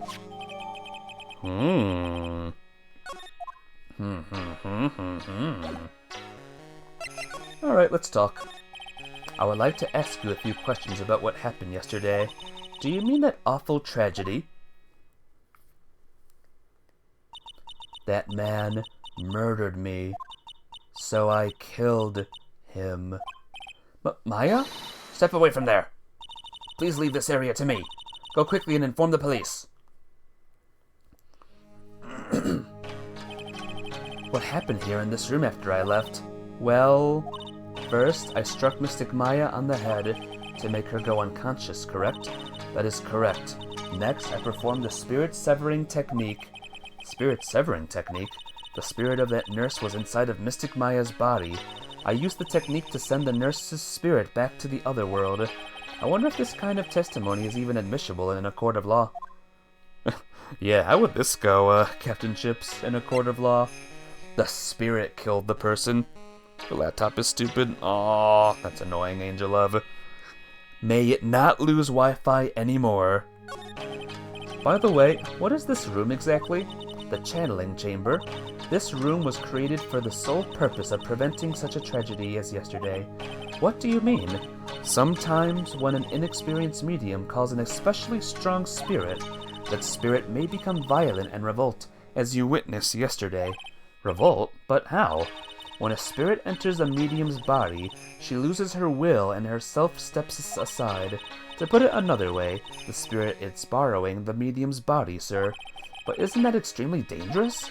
An experienced medium has little problem controlling a spirit. But Maya, I mean Mystic Maya, that was her first channeling, and that was why I insisted on locking the door. However, I never thought that would be calling danger upon the client himself. I'm grateful that one of our heirlooms was not damaged in this horrible incident, and that would be that folding screen there. It is the Karain sacred writings, along with the Karain sacred urn. They are this village's most treasured possessions. If I ever found out that something had happened to either one, oh, the humanity. Odd for her to be worrying about the folding screen at a time like this. I guess this isn't just some dilapidated old screen after all. You don't believe mystics are considered admissible testimony? This will be a very weird case then. So, how is Pearl today? Mr. Wright? Yes? In this world, Pearl is my most treasured possession. When compared to even Mystic Maya, Pearl has the spiritual power to become a master. That's very impressive. Until now, the women of the branch family have thought themselves to be inferior. But Pearl is different. Her spiritual strength is so great, it's even greater than some of the main family. Yes, Pearl is a channeling prodigy and is the pride of the branch family. Wow, she's really fired up now. In any case, our world is so different from yours. Perhaps it is best for you to quit, good sir. Quit? Quit what? Well, then, I do believe it is time for me to take my leave. All right, please tell Maya I said hi. What was that? I mean Mystic Maya. I will tell her.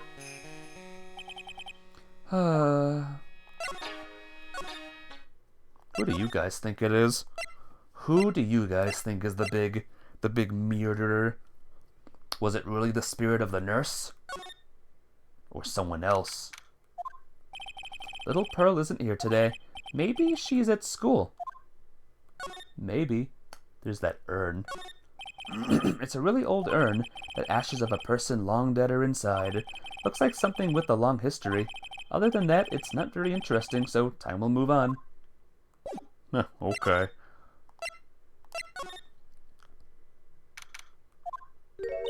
Oh, hey, like, you're that guy from yesterday. The dentist guy.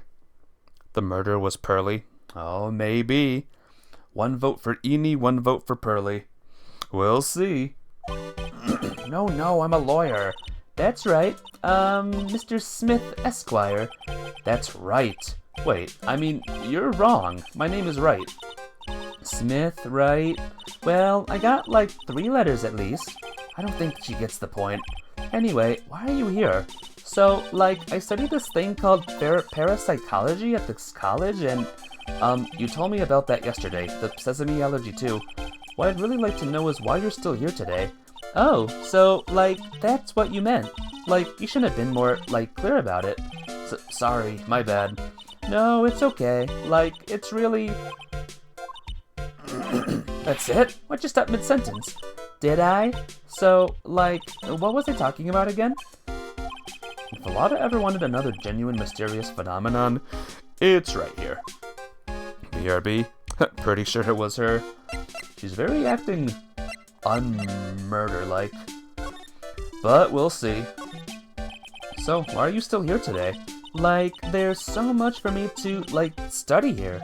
Like, what? Like, the medium's training, or, like, how they inherit their spiritual power. I suppose this village is the real thing, after all.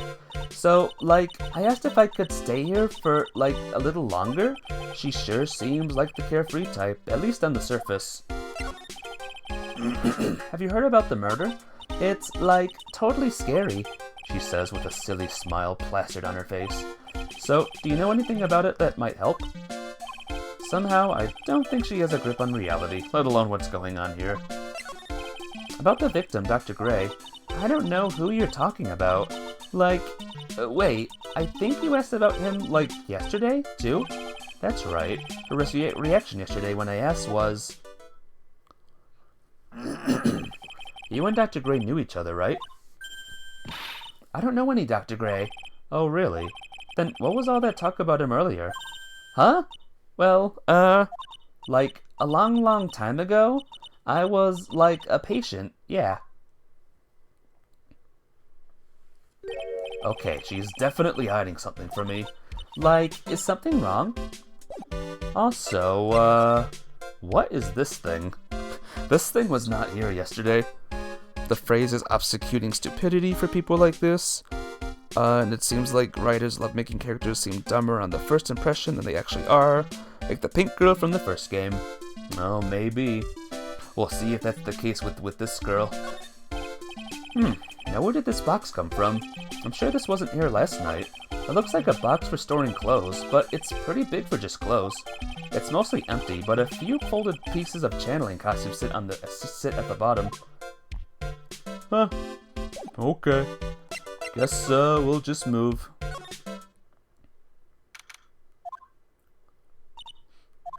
Ack, you surprised me. And how are you today?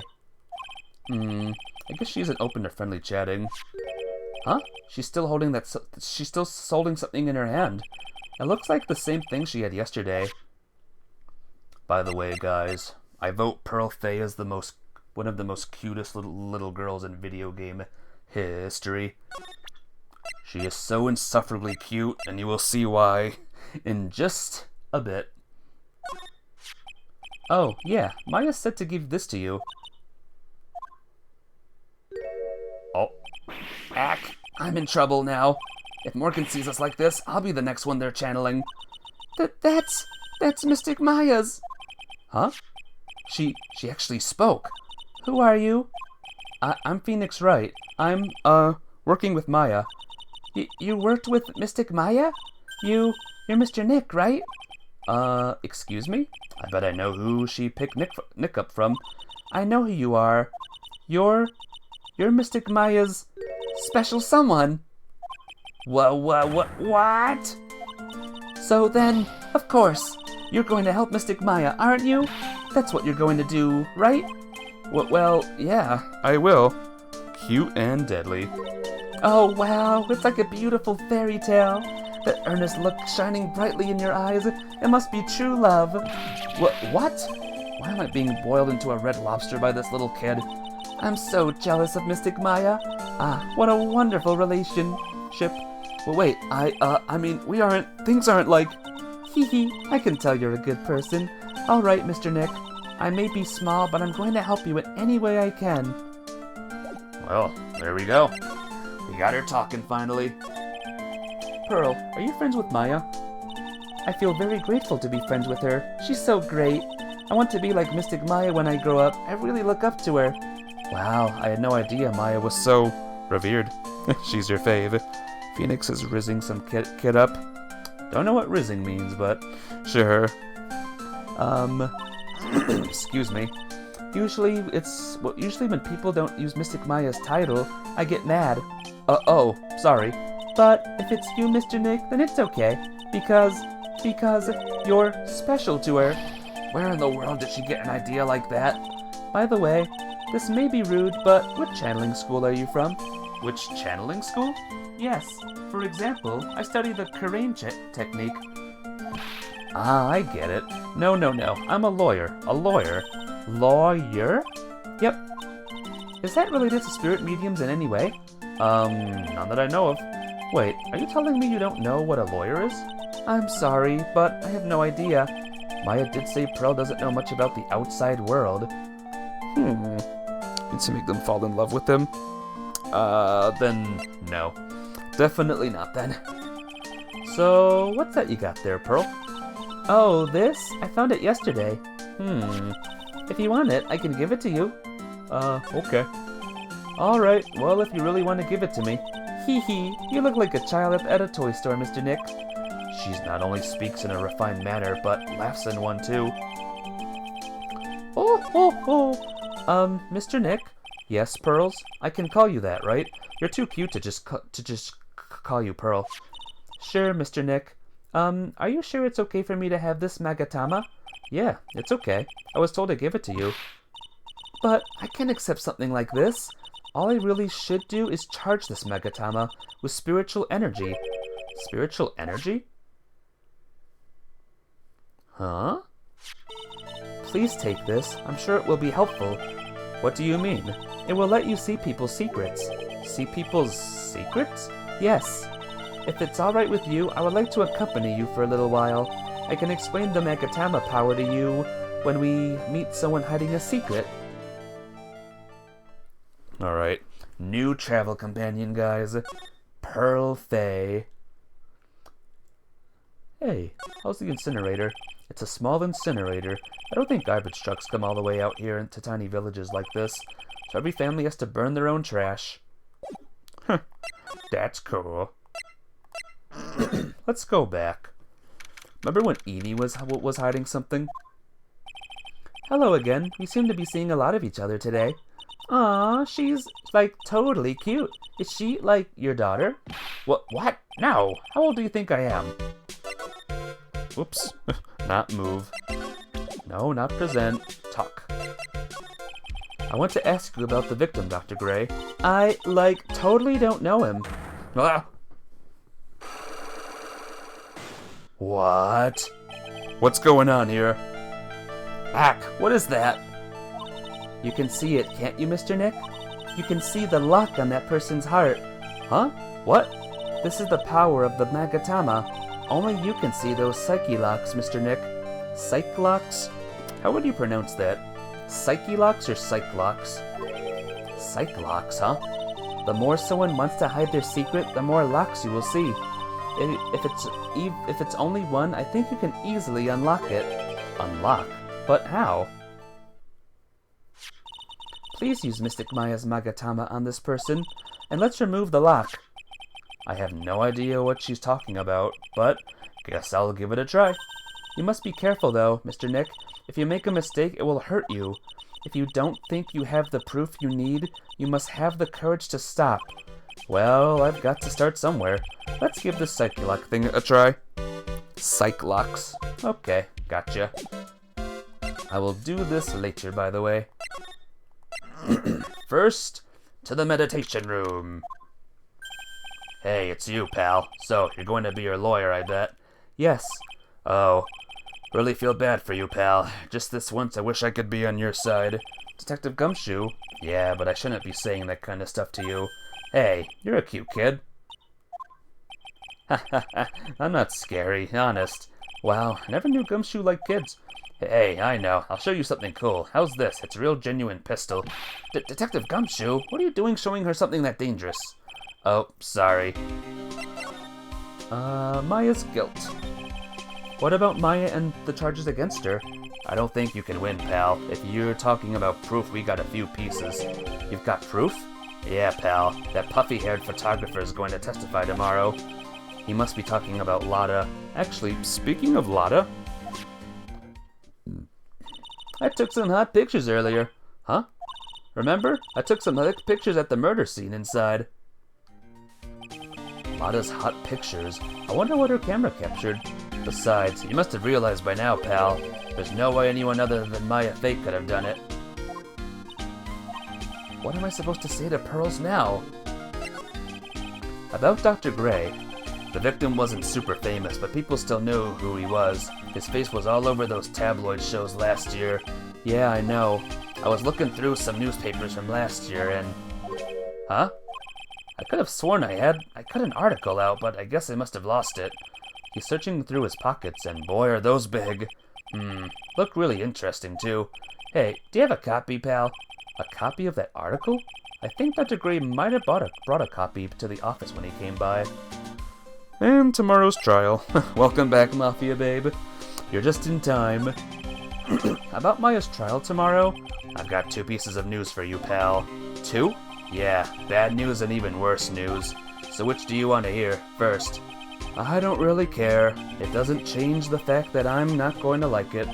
Alright, pal. Well, the prosecutor for the trial is Prosecutor Von Karma. What? What? Von Karma? Manfred Von Karma.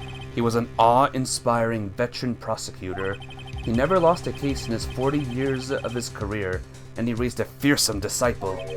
The horrible aftertaste of the evil he force-fed me is something I'll never forget. He's the prosecutor? Wait a sec. But didn't Von Karma stand trial and... That's where the other piece of bad news comes in. The Von Karma you're facing tomorrow is actually his successor. Successor? What? If you feel at art school, you know what to do. What? What are you saying, Johnny? You're being very silly today. Very silly.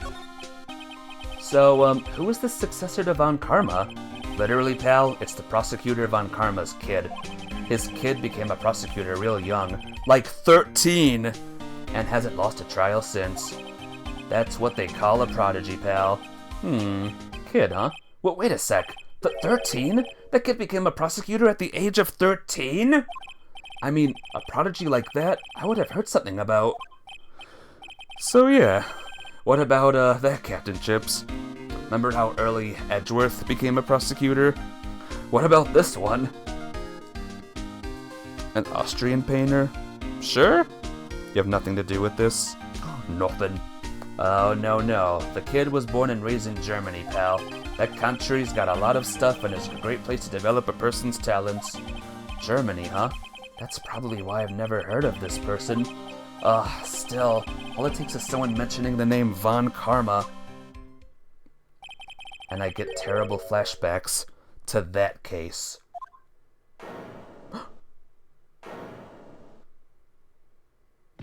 Stop it. Get a grip on yourself, Phoenix. None of that matters anymore now that he's gone. Gone? What do you mean, gone? That's downright genius. You're not the murderer. I believe ya. I believe ya, bruh. I believe ya. Well, let's go to the office. Phew. Feels like I've been gone forever, but it's only been one day. Oh, that's right. Where's that newspaper Dr. Gray brought the other day? Here it is, right on top of my desk. This is the only thing he left behind that's going to be of any help. Okay, that's cool. That's cool. Yes, Korean Village, please. Let's present, this thing. Dr. Gray brought this over to my office the other day, and, hey, it's that news story. The one about the malpractice suit. 14 patients died and it caused a huge stink. Yeah, but that's not all, pal. Things only got worse after that. You mean the car accident the nurse died in? Oh, here we go. I brought my own clipping with me today. Here, pal, this is for you. Alright, thanks. Newspaper clipping 2. Mimi Miney, nurse at Gray Surgical Clinic, died after falling asleep at the wheel. Aww.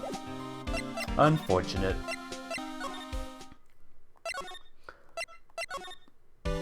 You were not the murderer, and this is why you was not talking. I got you, Johnny. I got you. You know what else?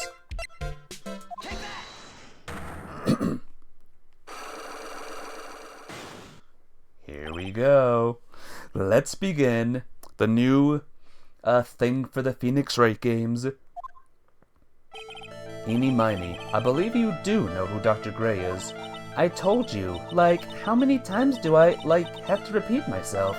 If you're, so totally sure, then where's, your proof?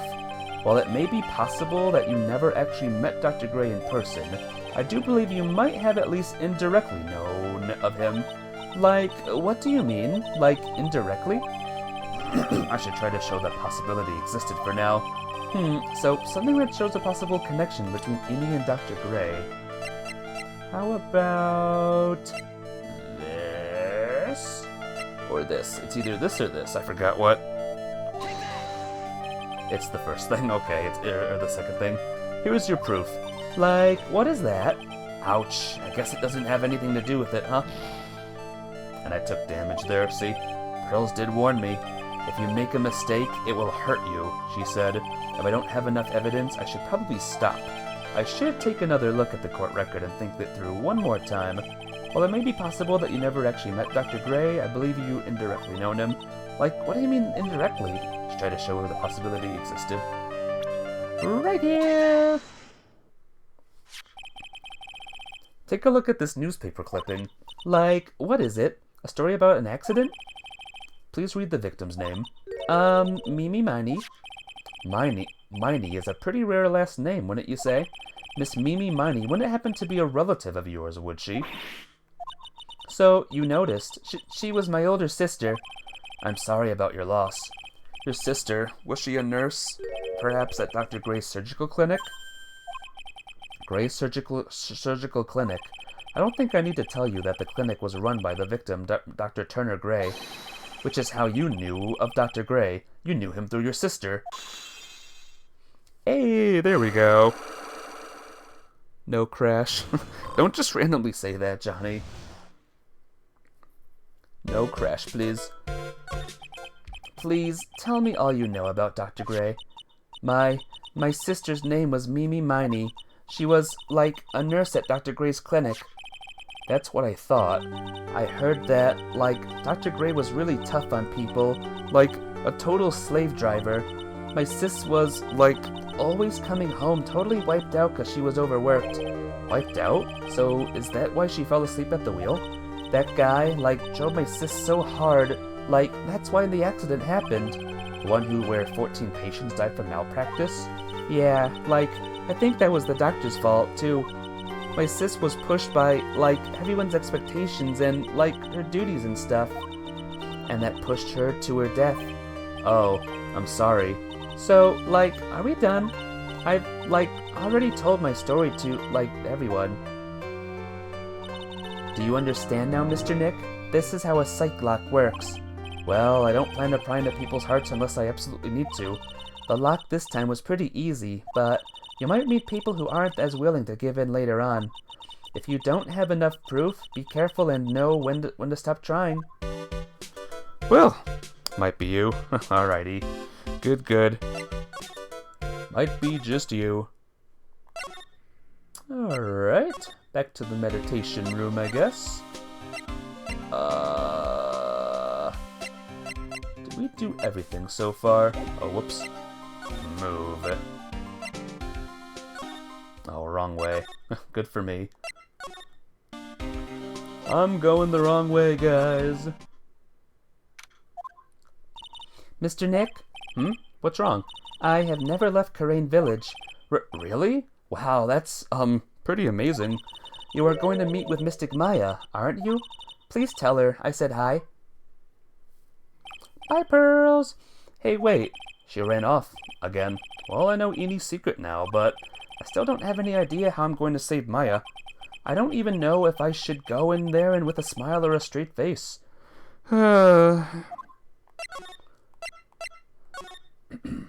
Hello again. Maya. What am I supposed to do? I'm almost out of time. Can I really do anything? Can I really save her? Sorry to keep you waiting. Huh? Must be Maya. It's been a long time, hasn't it, Phoenix? That voice. Look who it is. Mia! Even without me being here, it looks like you've learned to stand on your own.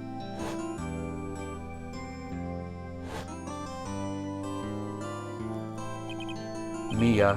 She's Maya's older sister, and my mentor.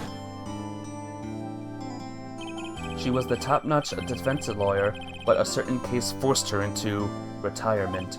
But whenever I'm in trouble, she comes to help, just like this. Her spirit comes back from the other world and borrows Maya's body for a bit. Phoenix, you can't make that kind of face in front of your client. A lawyer is someone who smiles no matter how bad it gets, and especially when it's bad. Mia, you can't smile at the end if you haven't been smiling the whole way there. In any case, the face you're making now is no face to show a client, Phoenix. So, tell me all about it. I'm going to guess that my sister is in a lot of trouble again. Mia has better. She sure does. I told her everything about what happened in the last 2 days. Mia closed her eyes deep in thought while she listened. Mia's back, guys! Mia's here too. I see. Mia, what am I supposed to do? It's pretty clear what a good lawyer does in this situation. And that is, tell me please, believe in your convictions, and fight for the complete acquittal of your client. You got it. You think Maya's not guilty? How can you be so sure?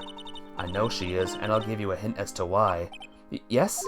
Mediums can't have dreams. They can't? From what you told me, it sounds like Maya was having a dream while channeling. Yeah, she said she dreamt that she had died and had been buried in the ground. But that is impossible. You've heard it from her, I'm sure. When a medium channels, her own spirit disappears, which means that it's impossible for her to dream during that time. Then, what does that mean? I think it's safe to bet that Maya was set up. A setup? It's up to you to blow the lid on this case tomorrow and show how she was set up. Evidence? How am I supposed to prove her innocence when I have nothing to go on? If you're looking for a clue, it's already in your hands. It is? Just as it sounds, Phoenix, you already hold the key. Really? Come on, show me the key to this case. The key, huh? Alright, I'll show it to her. The key I hold. Alright. The literal key, guys. The black key. Mia, have you seen this key before? Ah, the key! It's literally the key to understanding everything that's happened in this case. This key? Phoenix, listen, right now, that key is sitting in your hand. However, it shouldn't be. It contradicts the facts. What does she mean? I'm certain this key will be the piece of evidence that makes your case tomorrow. The Keyblade? It is the Keyblade. Could be. This is the Kingdom Hearts 4 world now. You already know everything you need to know. You know what the key to this case is. That is enough. But, how can I win tomorrow without knowing who the real murderer is? Who could have... I didn't know it at the time, but this day was going to end with a turn for the surprising. Huh? 3? Mia? What? What's wrong? That's right, only I can see the Cyclops. Which means Mia must know something about the real murderer. But for this to be something that she would hide under lock and key from even me? What in the world is going on? Oh boy. Alright, let's do a little bit of the trial. Until the 3-hour mark, guys. And let's see who this new Von Karma is, first of all. Should be fun, right? What? Prosecutor Von Karma? You mean... No, I heard it's his successor this time. Successor? Manfred Von Karma was a really sinister man. He pulled all sorts of nasty tricks, all so he could win. He was a man obsessed with the word perfection. He had a perfect record for 40 long years. Who knows what sorts of dirty tricks he used to get each of those guilty verdicts. And now, his successor. I wonder what kind of person they will turn out to be. Maybe this person's super nice. It's no good. Mystic Maya! Pearly! You showed up. Thanks for coming all this way. I was really worried about you. Hey, where's your mother? Didn't you two come together? Mother is watching over the trainees. She said they have training for 2 days straight with no breaks. Huh? Then you came all by yourself? Yep, I snuck out of the manor and followed a map. Don't tell me you walked all the way here. Of course not. I ran. I can't... Oh my. If it takes 2 hours by train... Oh man. Your favorite character is Von Karma. Sadly, I don't think he'll be making an appearance in this game. Pearly, what about the train? Huh? What's a train? I give up. It's time, isn't it? I'm really scared. What if Von Karma tries to do something to me? At least I know Mr. Edgeworth would be nicer to me than Von Karma. Mr. Edgeworth? Who is that? He's Nick's rival. Well, he's also a friend. I still remember him as though I seen him only yesterday. Every trial was a scorchingly fierce battle until the very end. It was always back and forth with them, but when you're rivals for life... Maya, please don't mention that name ever again. Huh? But why, Nick? I'm sorry, Maya. I forgot you don't know. He's gone. And he's not coming back. What? Well, wait a second. What's that supposed to mean? Court will commence shortly. Please proceed into the courtroom. Let's go. Now's not the time to talk about that anyway. What happened to him? I don't know. We'll have to keep playing and see. Nick? Here we go, guys. Court case number 2. Let's go. Look familiar, Captain Chips, from the video? Court is now in session for the trial of Maya Fey. Are the prosecution and the defense prepared? She look familiar? The wife of the wimp? What is with this kid? Ahem, Mr. Wright, are you prepared? Huh? Yes, Your Honor. Why does he always seem mad at me? Mr. Phoenix Wright. You must be a little shocked because I am a woman, correct?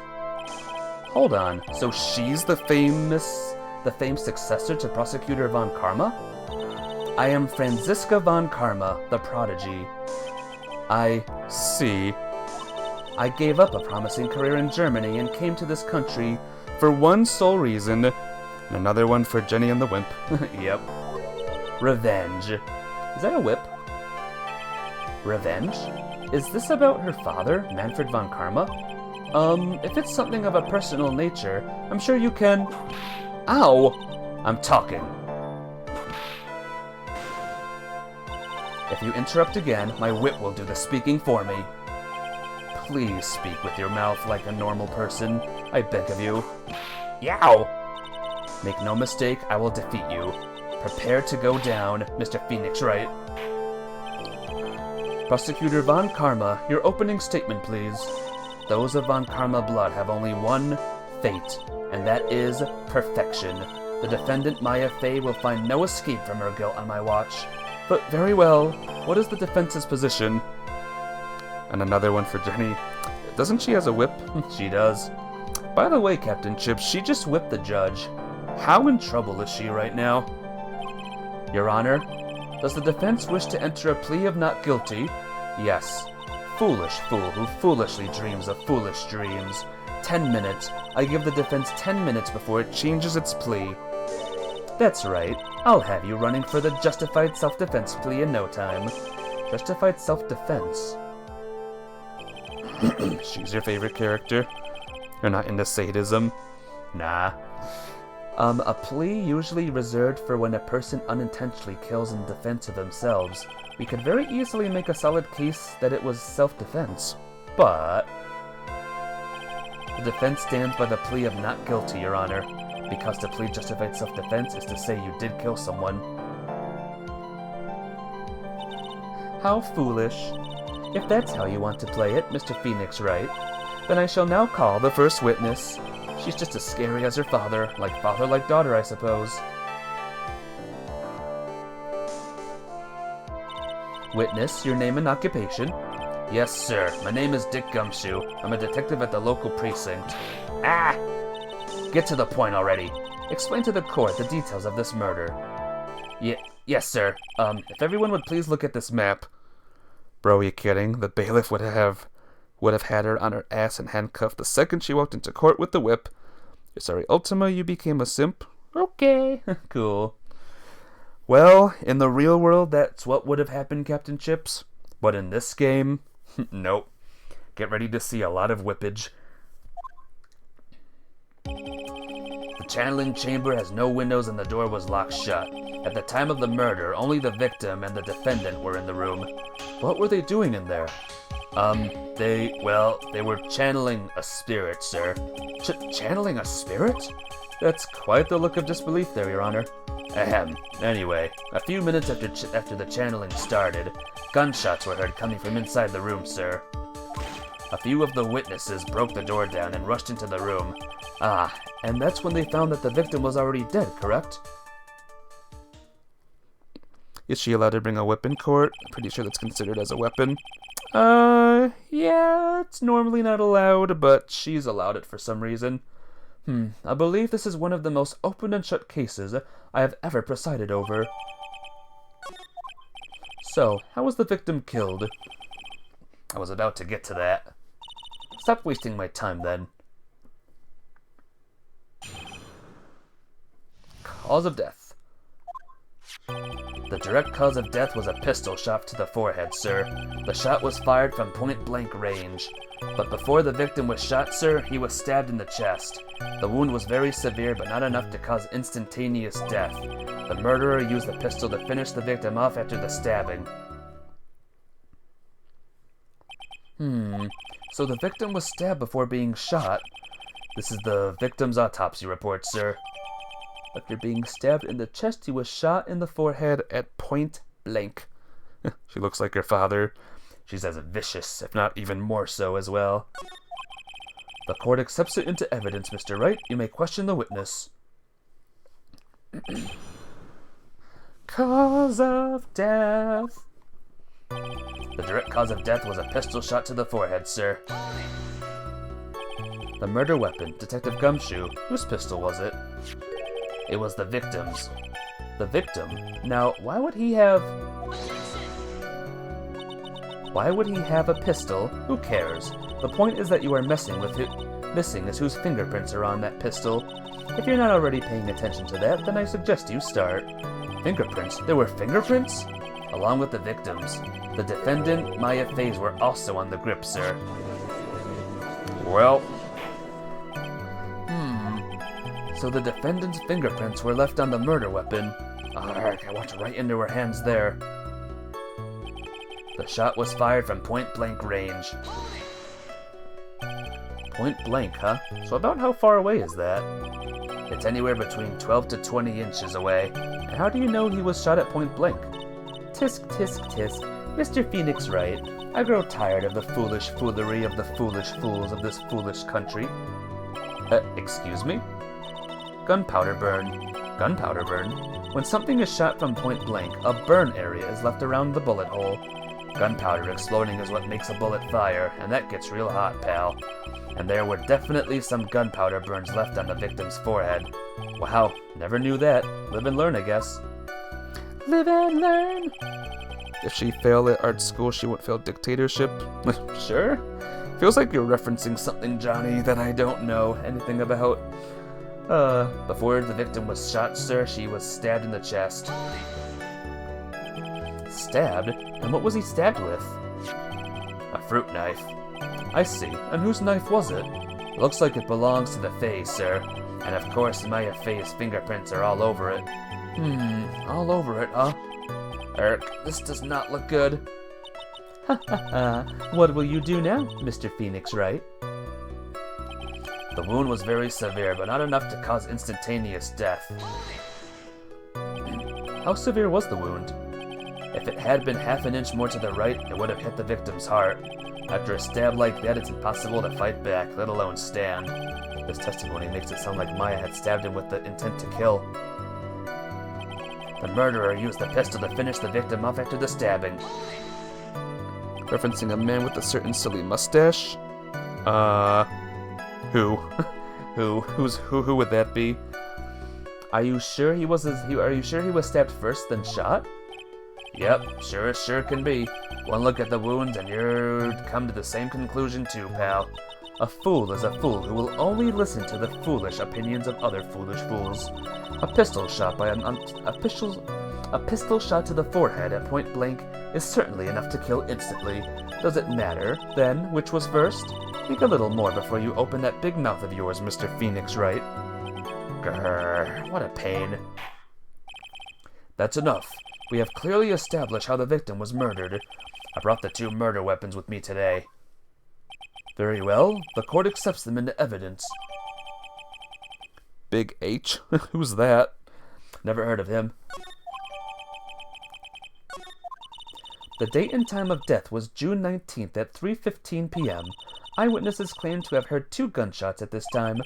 And 2 murder weapons? Both with the defense's fingerprints on them, huh? This does seem like an open and shut case. Naturally. This is going from bad to worse, as if the summary just now wasn't oversimplifying things to the extreme. Your Honor, feel free to slam that little gavel of yours. After all, there is no room left for doubt, is there? Germany World War II had a star on a 10-episode run sitcom where he and his wife, Eva, moved to New York. I have no idea who you're talking about. Use proper words. I'm very stupid. Yes? Even in the face of all this, do you still wish to plead not guilty? It's the opinion of this court that if you do not adjust your plea, you stand to lose. See? Just as I promised, Mr. Phoenix Wright. You would change your plea in less than 10 minutes. What will you do, Mr. Wright? Will you change to justified self-defense? Because now would be the time to do so. This is your final chance. This is a huge decision. I better think this through all the way. I think we're gonna go not guilty still. If there was 2 guns, where was the second gunshot? Well, I guess the second gun fired twice, maybe. Hell, honey, I'm home. Will you please speak in full sentences? Use a block of text to explain yourself. What are you talking about? If she failed art school, she won't fail dictatorship. What does that have to do with hell, honey, I'm home? Anyway, let's do this. If we plead justified self-defense, we would basically be confessing to murder. After the trial, Maya's life would be ruined, and she'd be labeled a murderer. Focus. I'm gonna focus. No more weird references to unrelated things. I can't let that happen. Your Honor, have you reached a conclusion, Mr. Wright? The defense will not change its plea. It will accept nothing short of complete acquittal. You have sealed your fate, Mr. Phoenix Wright. Detective? Yes, sir? Present the final portion of your testimony, the final strike. Yes, sir. Now, see here. Proceedings are run by... Eek! Oh, yes, of course. Go ahead, detective, and give your testimony. I think the court would like to hear about the other piece of incriminating evidence. Was what we were referencing there. He was an artist. See, I never knew that. Before it became the thing of Germany, between them, becoming a massive that. How would I have known that? Excuse me. Sorry, pal, but there's an even more incriminating piece of evidence. This is the costume the defendant was wearing at the time of the crime. As you can see, it's covered in blood. The defendant attacked and killed a person who, without a doubt, was not fighting back. Really? So this is the costume. There certainly is evidence of back spray of blood on this.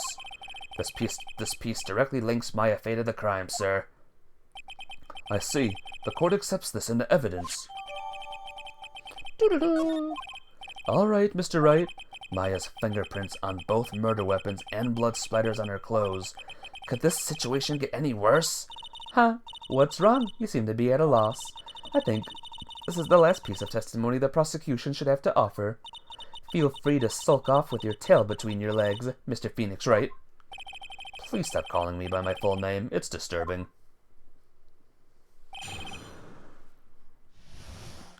Let's see. First off, how old is everyone? Perla's 8. Morgan Fay's age is a mystery. Eenie Minie's 21. Mimi Minie's age is deceased. She's 23 now, and she's only 18. Same age as Maya. Wow. Let me see if I can do something now, by the way. Without a doubt, not fighting back. Was he not fighting back, though? Because, did you see the, thing? There are blood splatters on it. It didn't show, it doesn't show the full thing. Okay. Alright, let's do the thing. Let's do the hold it. Why didn't you say so in your testimony in your testimony earlier? You're kinda scary today, you know, pal. Come now, Mr. Wright. There is no need for that kind of attitude in my court. Alright, just please stop glaring at me like that. Didn't expect you to know previous profession as an artist. What can I expect you to know he had a mustache? There are millions of people in this world that have a mustache, though. Millions of people. Naya's costume? Yeah, she was wearing this when we arrested her. Maya, she's wearing her channeling costume today, too.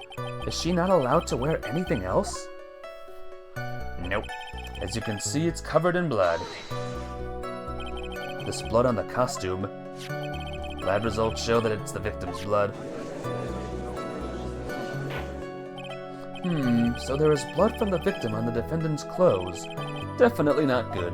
So, were there any other clues you could glean from this piece of evidence? Well... If you must change the topic, then the good detective here must testify again. But too bad, not enough time. Let's move on. Ah, yes, Miss Von Karma is perfectly correct.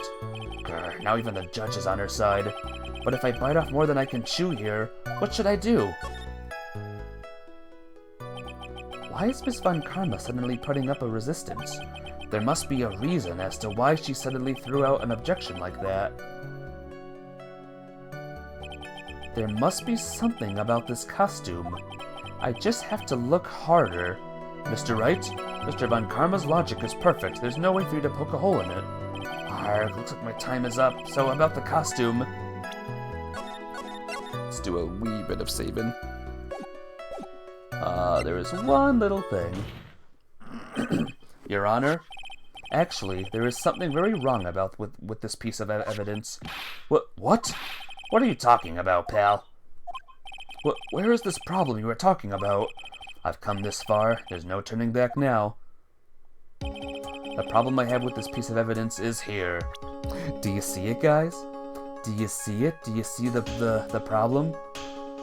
There's blood right here. And also there's a little hole here. I asked the court to please take a look at the sleeve of this costume. The sleeve? There's a tiny hole here. A hole? But that wasn't in the report. Hold on. What's this around the hole? It smells faintly of gunpowder. Gunpowder? No one ever told me. A hole that smells of gunpowder. It looks like I found the hole I was looking for. Your Honor, it's only logical. The only logical conclusion you can make is that it must be a bullet hole. Yep, the bullet hole. Order. This is a very grave matter. It's best we correct the court record first before anything else. Yay! Sorry about that. I guess we messed up, sir. Is she actually smiling? What else is she hiding? Pull yourself together, detective. That tiny hole doesn't change a thing. The strength of the evidence still holds. Continue with your testimony. That just now was a fluke. Nothing more.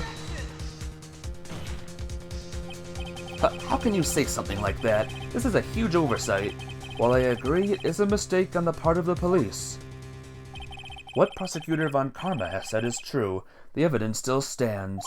If you do not find a more definitive problem with the evidence, then... No way! Detective Gumshoe, please continue with your testimony. Yes, sir. He shot first. The defendant attacked and killed a person who was without a doubt not fighting back. Save the game. And maybe I can do this now. Ha ha! I think you're right, Angel Love. Detective Dick Gumshoe. Yes? Having you call me by my full name is kind of a weird feeling.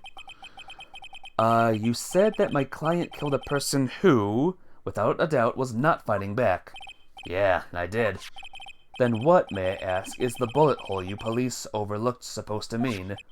What does it mean? I'll tell you what it means. It means that the victim had fired off a shot. Is this what it means to not fight back? You're right. It seems you are correct. If the victim had tried to shoot the defendant, then it would change everything. Alright, the wind seems to be shifting. Ha! What is with that are you finished yet laugh? Are you finished yet, Mr. Phoenix Wright? Miss Von Karma, it seems that Maya Fey was shot at by the victim. However, that is only grounds enough to support a justified self-defense plea. That is correct. But I'm sure you remember, Your Honor, what the defense clearly said. They rejected justified self-defense and pleaded not guilty. Ack! Now that you... Why, that's right. If Ultima was a lawyer and mess up, he would just load another save. Yes, I would. I would load up a new reality. Which means the defense has yet to prove anything at all. No! Well, yes, that's true. Furthermore, just the fact that there is a bullet hole in the costume is not enough to substantiate even a plea of justified self-defense. Huh? How so?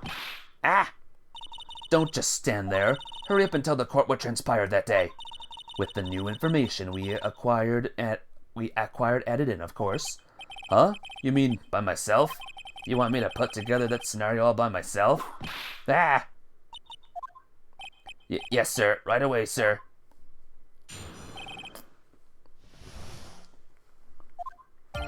During the channeling, the defendant saw her chance to stab the victim in the chest. Of course, the victim used the last of his strength to fight back, sir. While the two were fighting, the victim took out his gun. The victim took a shot, but because they were too close, he missed. The defendant then picked up on the opening, took the victim's gun, and ended it. The scenario you have put together does make sense. Yes, sir. Well, Mr. Wright, on the surface it does seem to make sense. However, I won't give up that easily. But please refrain from glaring at me like that. Now then, your cross-examination, please. You declare the defendant guilty. Does the defense have any comment? I would like to reload the save, Your Honor. Yep, that is exactly what I would do. Wonder if I can do it now. Too close, he missed. He missed. I wonder if I can do this yet. Nope. Okay, in that case, guys, it's time to hold it, everything. There's quite a difference in height between Dr. Gray's and the defendant. Add in the body strength, and it seems unlikely the defendant could have stabbed the victim. Now that you mention it, yeah, I guess. You think you can get away with such flimsy reasoning, Mr. Phoenix Wright? Maya Fey was in the middle of channeling, was she not? When channeling with the Corange channeling technique, the medium physically changes. With the nurse's build, the defendant could have easily been a match for the doctor. I don't believe it. She even studied up on the Corange channeling technique? Like I said before, I am perfect. About what you were talking about, didn't quite get it. Never mind, let's continue with the testimony. Even Phoenix is bullying the judge now. Of course, the victim used the last of his strength to fight back, sir. So he was stabbed, but the stab wound didn't kill him. But if you think about the blood loss, he was probably hurt pretty bad. How badly hurt would you say he was? Actually, I went to give blood the other day, and afterward I felt a little lightheaded and dizzy. I guess the damage was maybe about 10 times the dizziness? Ack! Sorry. While the two were fighting, the victim took out his gun. Where in the world did that pistol come from? It looks like the victim, Dr. Gray, had specifically bought it for that day. But a handgun? He got it off the black market about 2 days before the murder. Why did Dr. Gray bring a gun? Was he taking precautions against something? No. The victim took a shot, but because they were too close, he missed. So, you're saying that the bullet hole in this costume was made then? Sorry, pal, but yeah, that's what I think. The two of them were already fighting when a shot was fired. Maya, I'm really glad you weren't hurt. The defendant then picked up on the opening, took the victim's gun, and ended it. Maya has never fired a gun before in her life. The victim had already taken off the safety. With the safety off, even an amateur like you could fire it just by pulling the trigger. Even me? I wonder. Now do you understand? Von Karma's logic is perfect. His testimony certainly makes us look very bad, but there's gotta be a contradiction in there somewhere, and uncovering it is going to uncover the truth. I can feel it. I will confess, I don't remember the right answer here.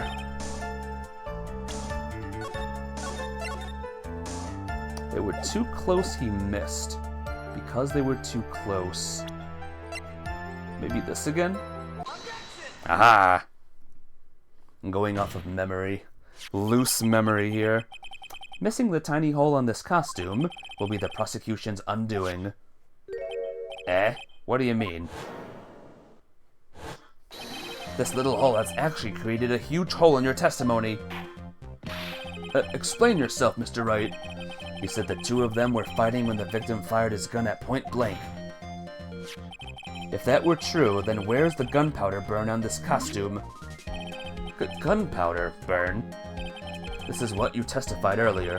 When something is shot from a point blank, a burn area is left around the bullet hole. Oh, but there is not a single trace of gunpowder burn on this costume.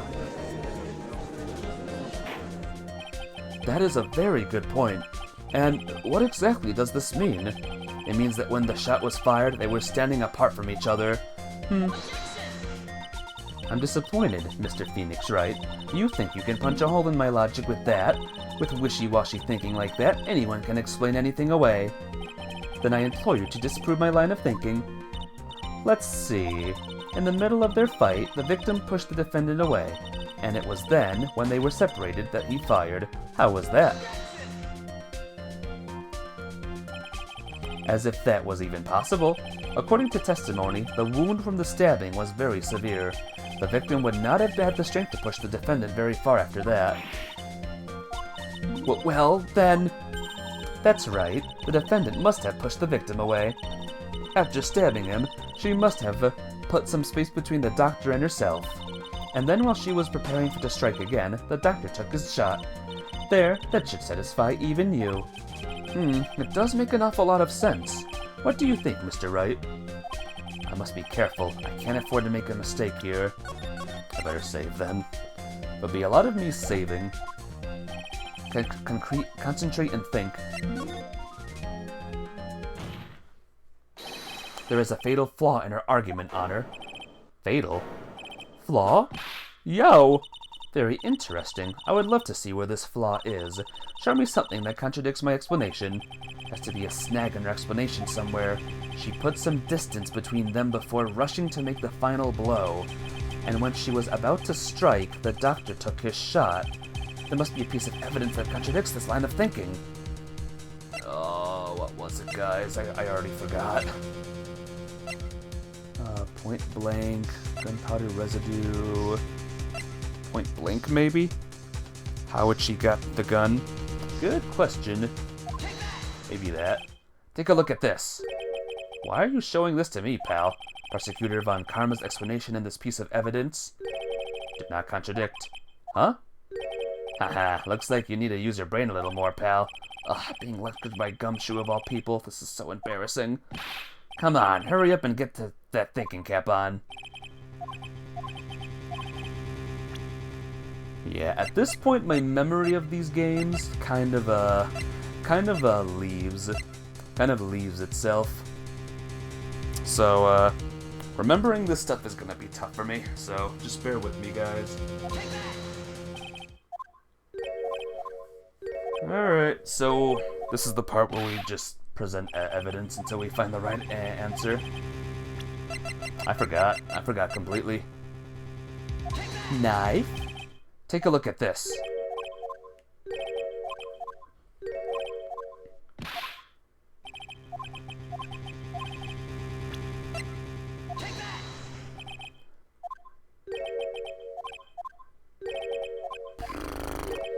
Just no idea. No idea, guys. No idea. Let's keep on going. I did this and this. Maybe the floor plans? Or maybe this? This is a piece of evidence that destroys your logic. What is that? A folding screen? I would like to point the court's attention to the hole in the folding screen. Ah! It looks like you already know what I'm talking about. Who? Where? What? Mr. Wright, your explanation, please. Are these two really that clueless? The bullet went through the defendant's sleeve first, then the folding screen. It passed through at the height of approximately 8 inches off the ground, which means... When the shot was fired, Maya, the defendant, was not getting ready to strike but was actually squatting low to the ground. Order, order! This changes everything!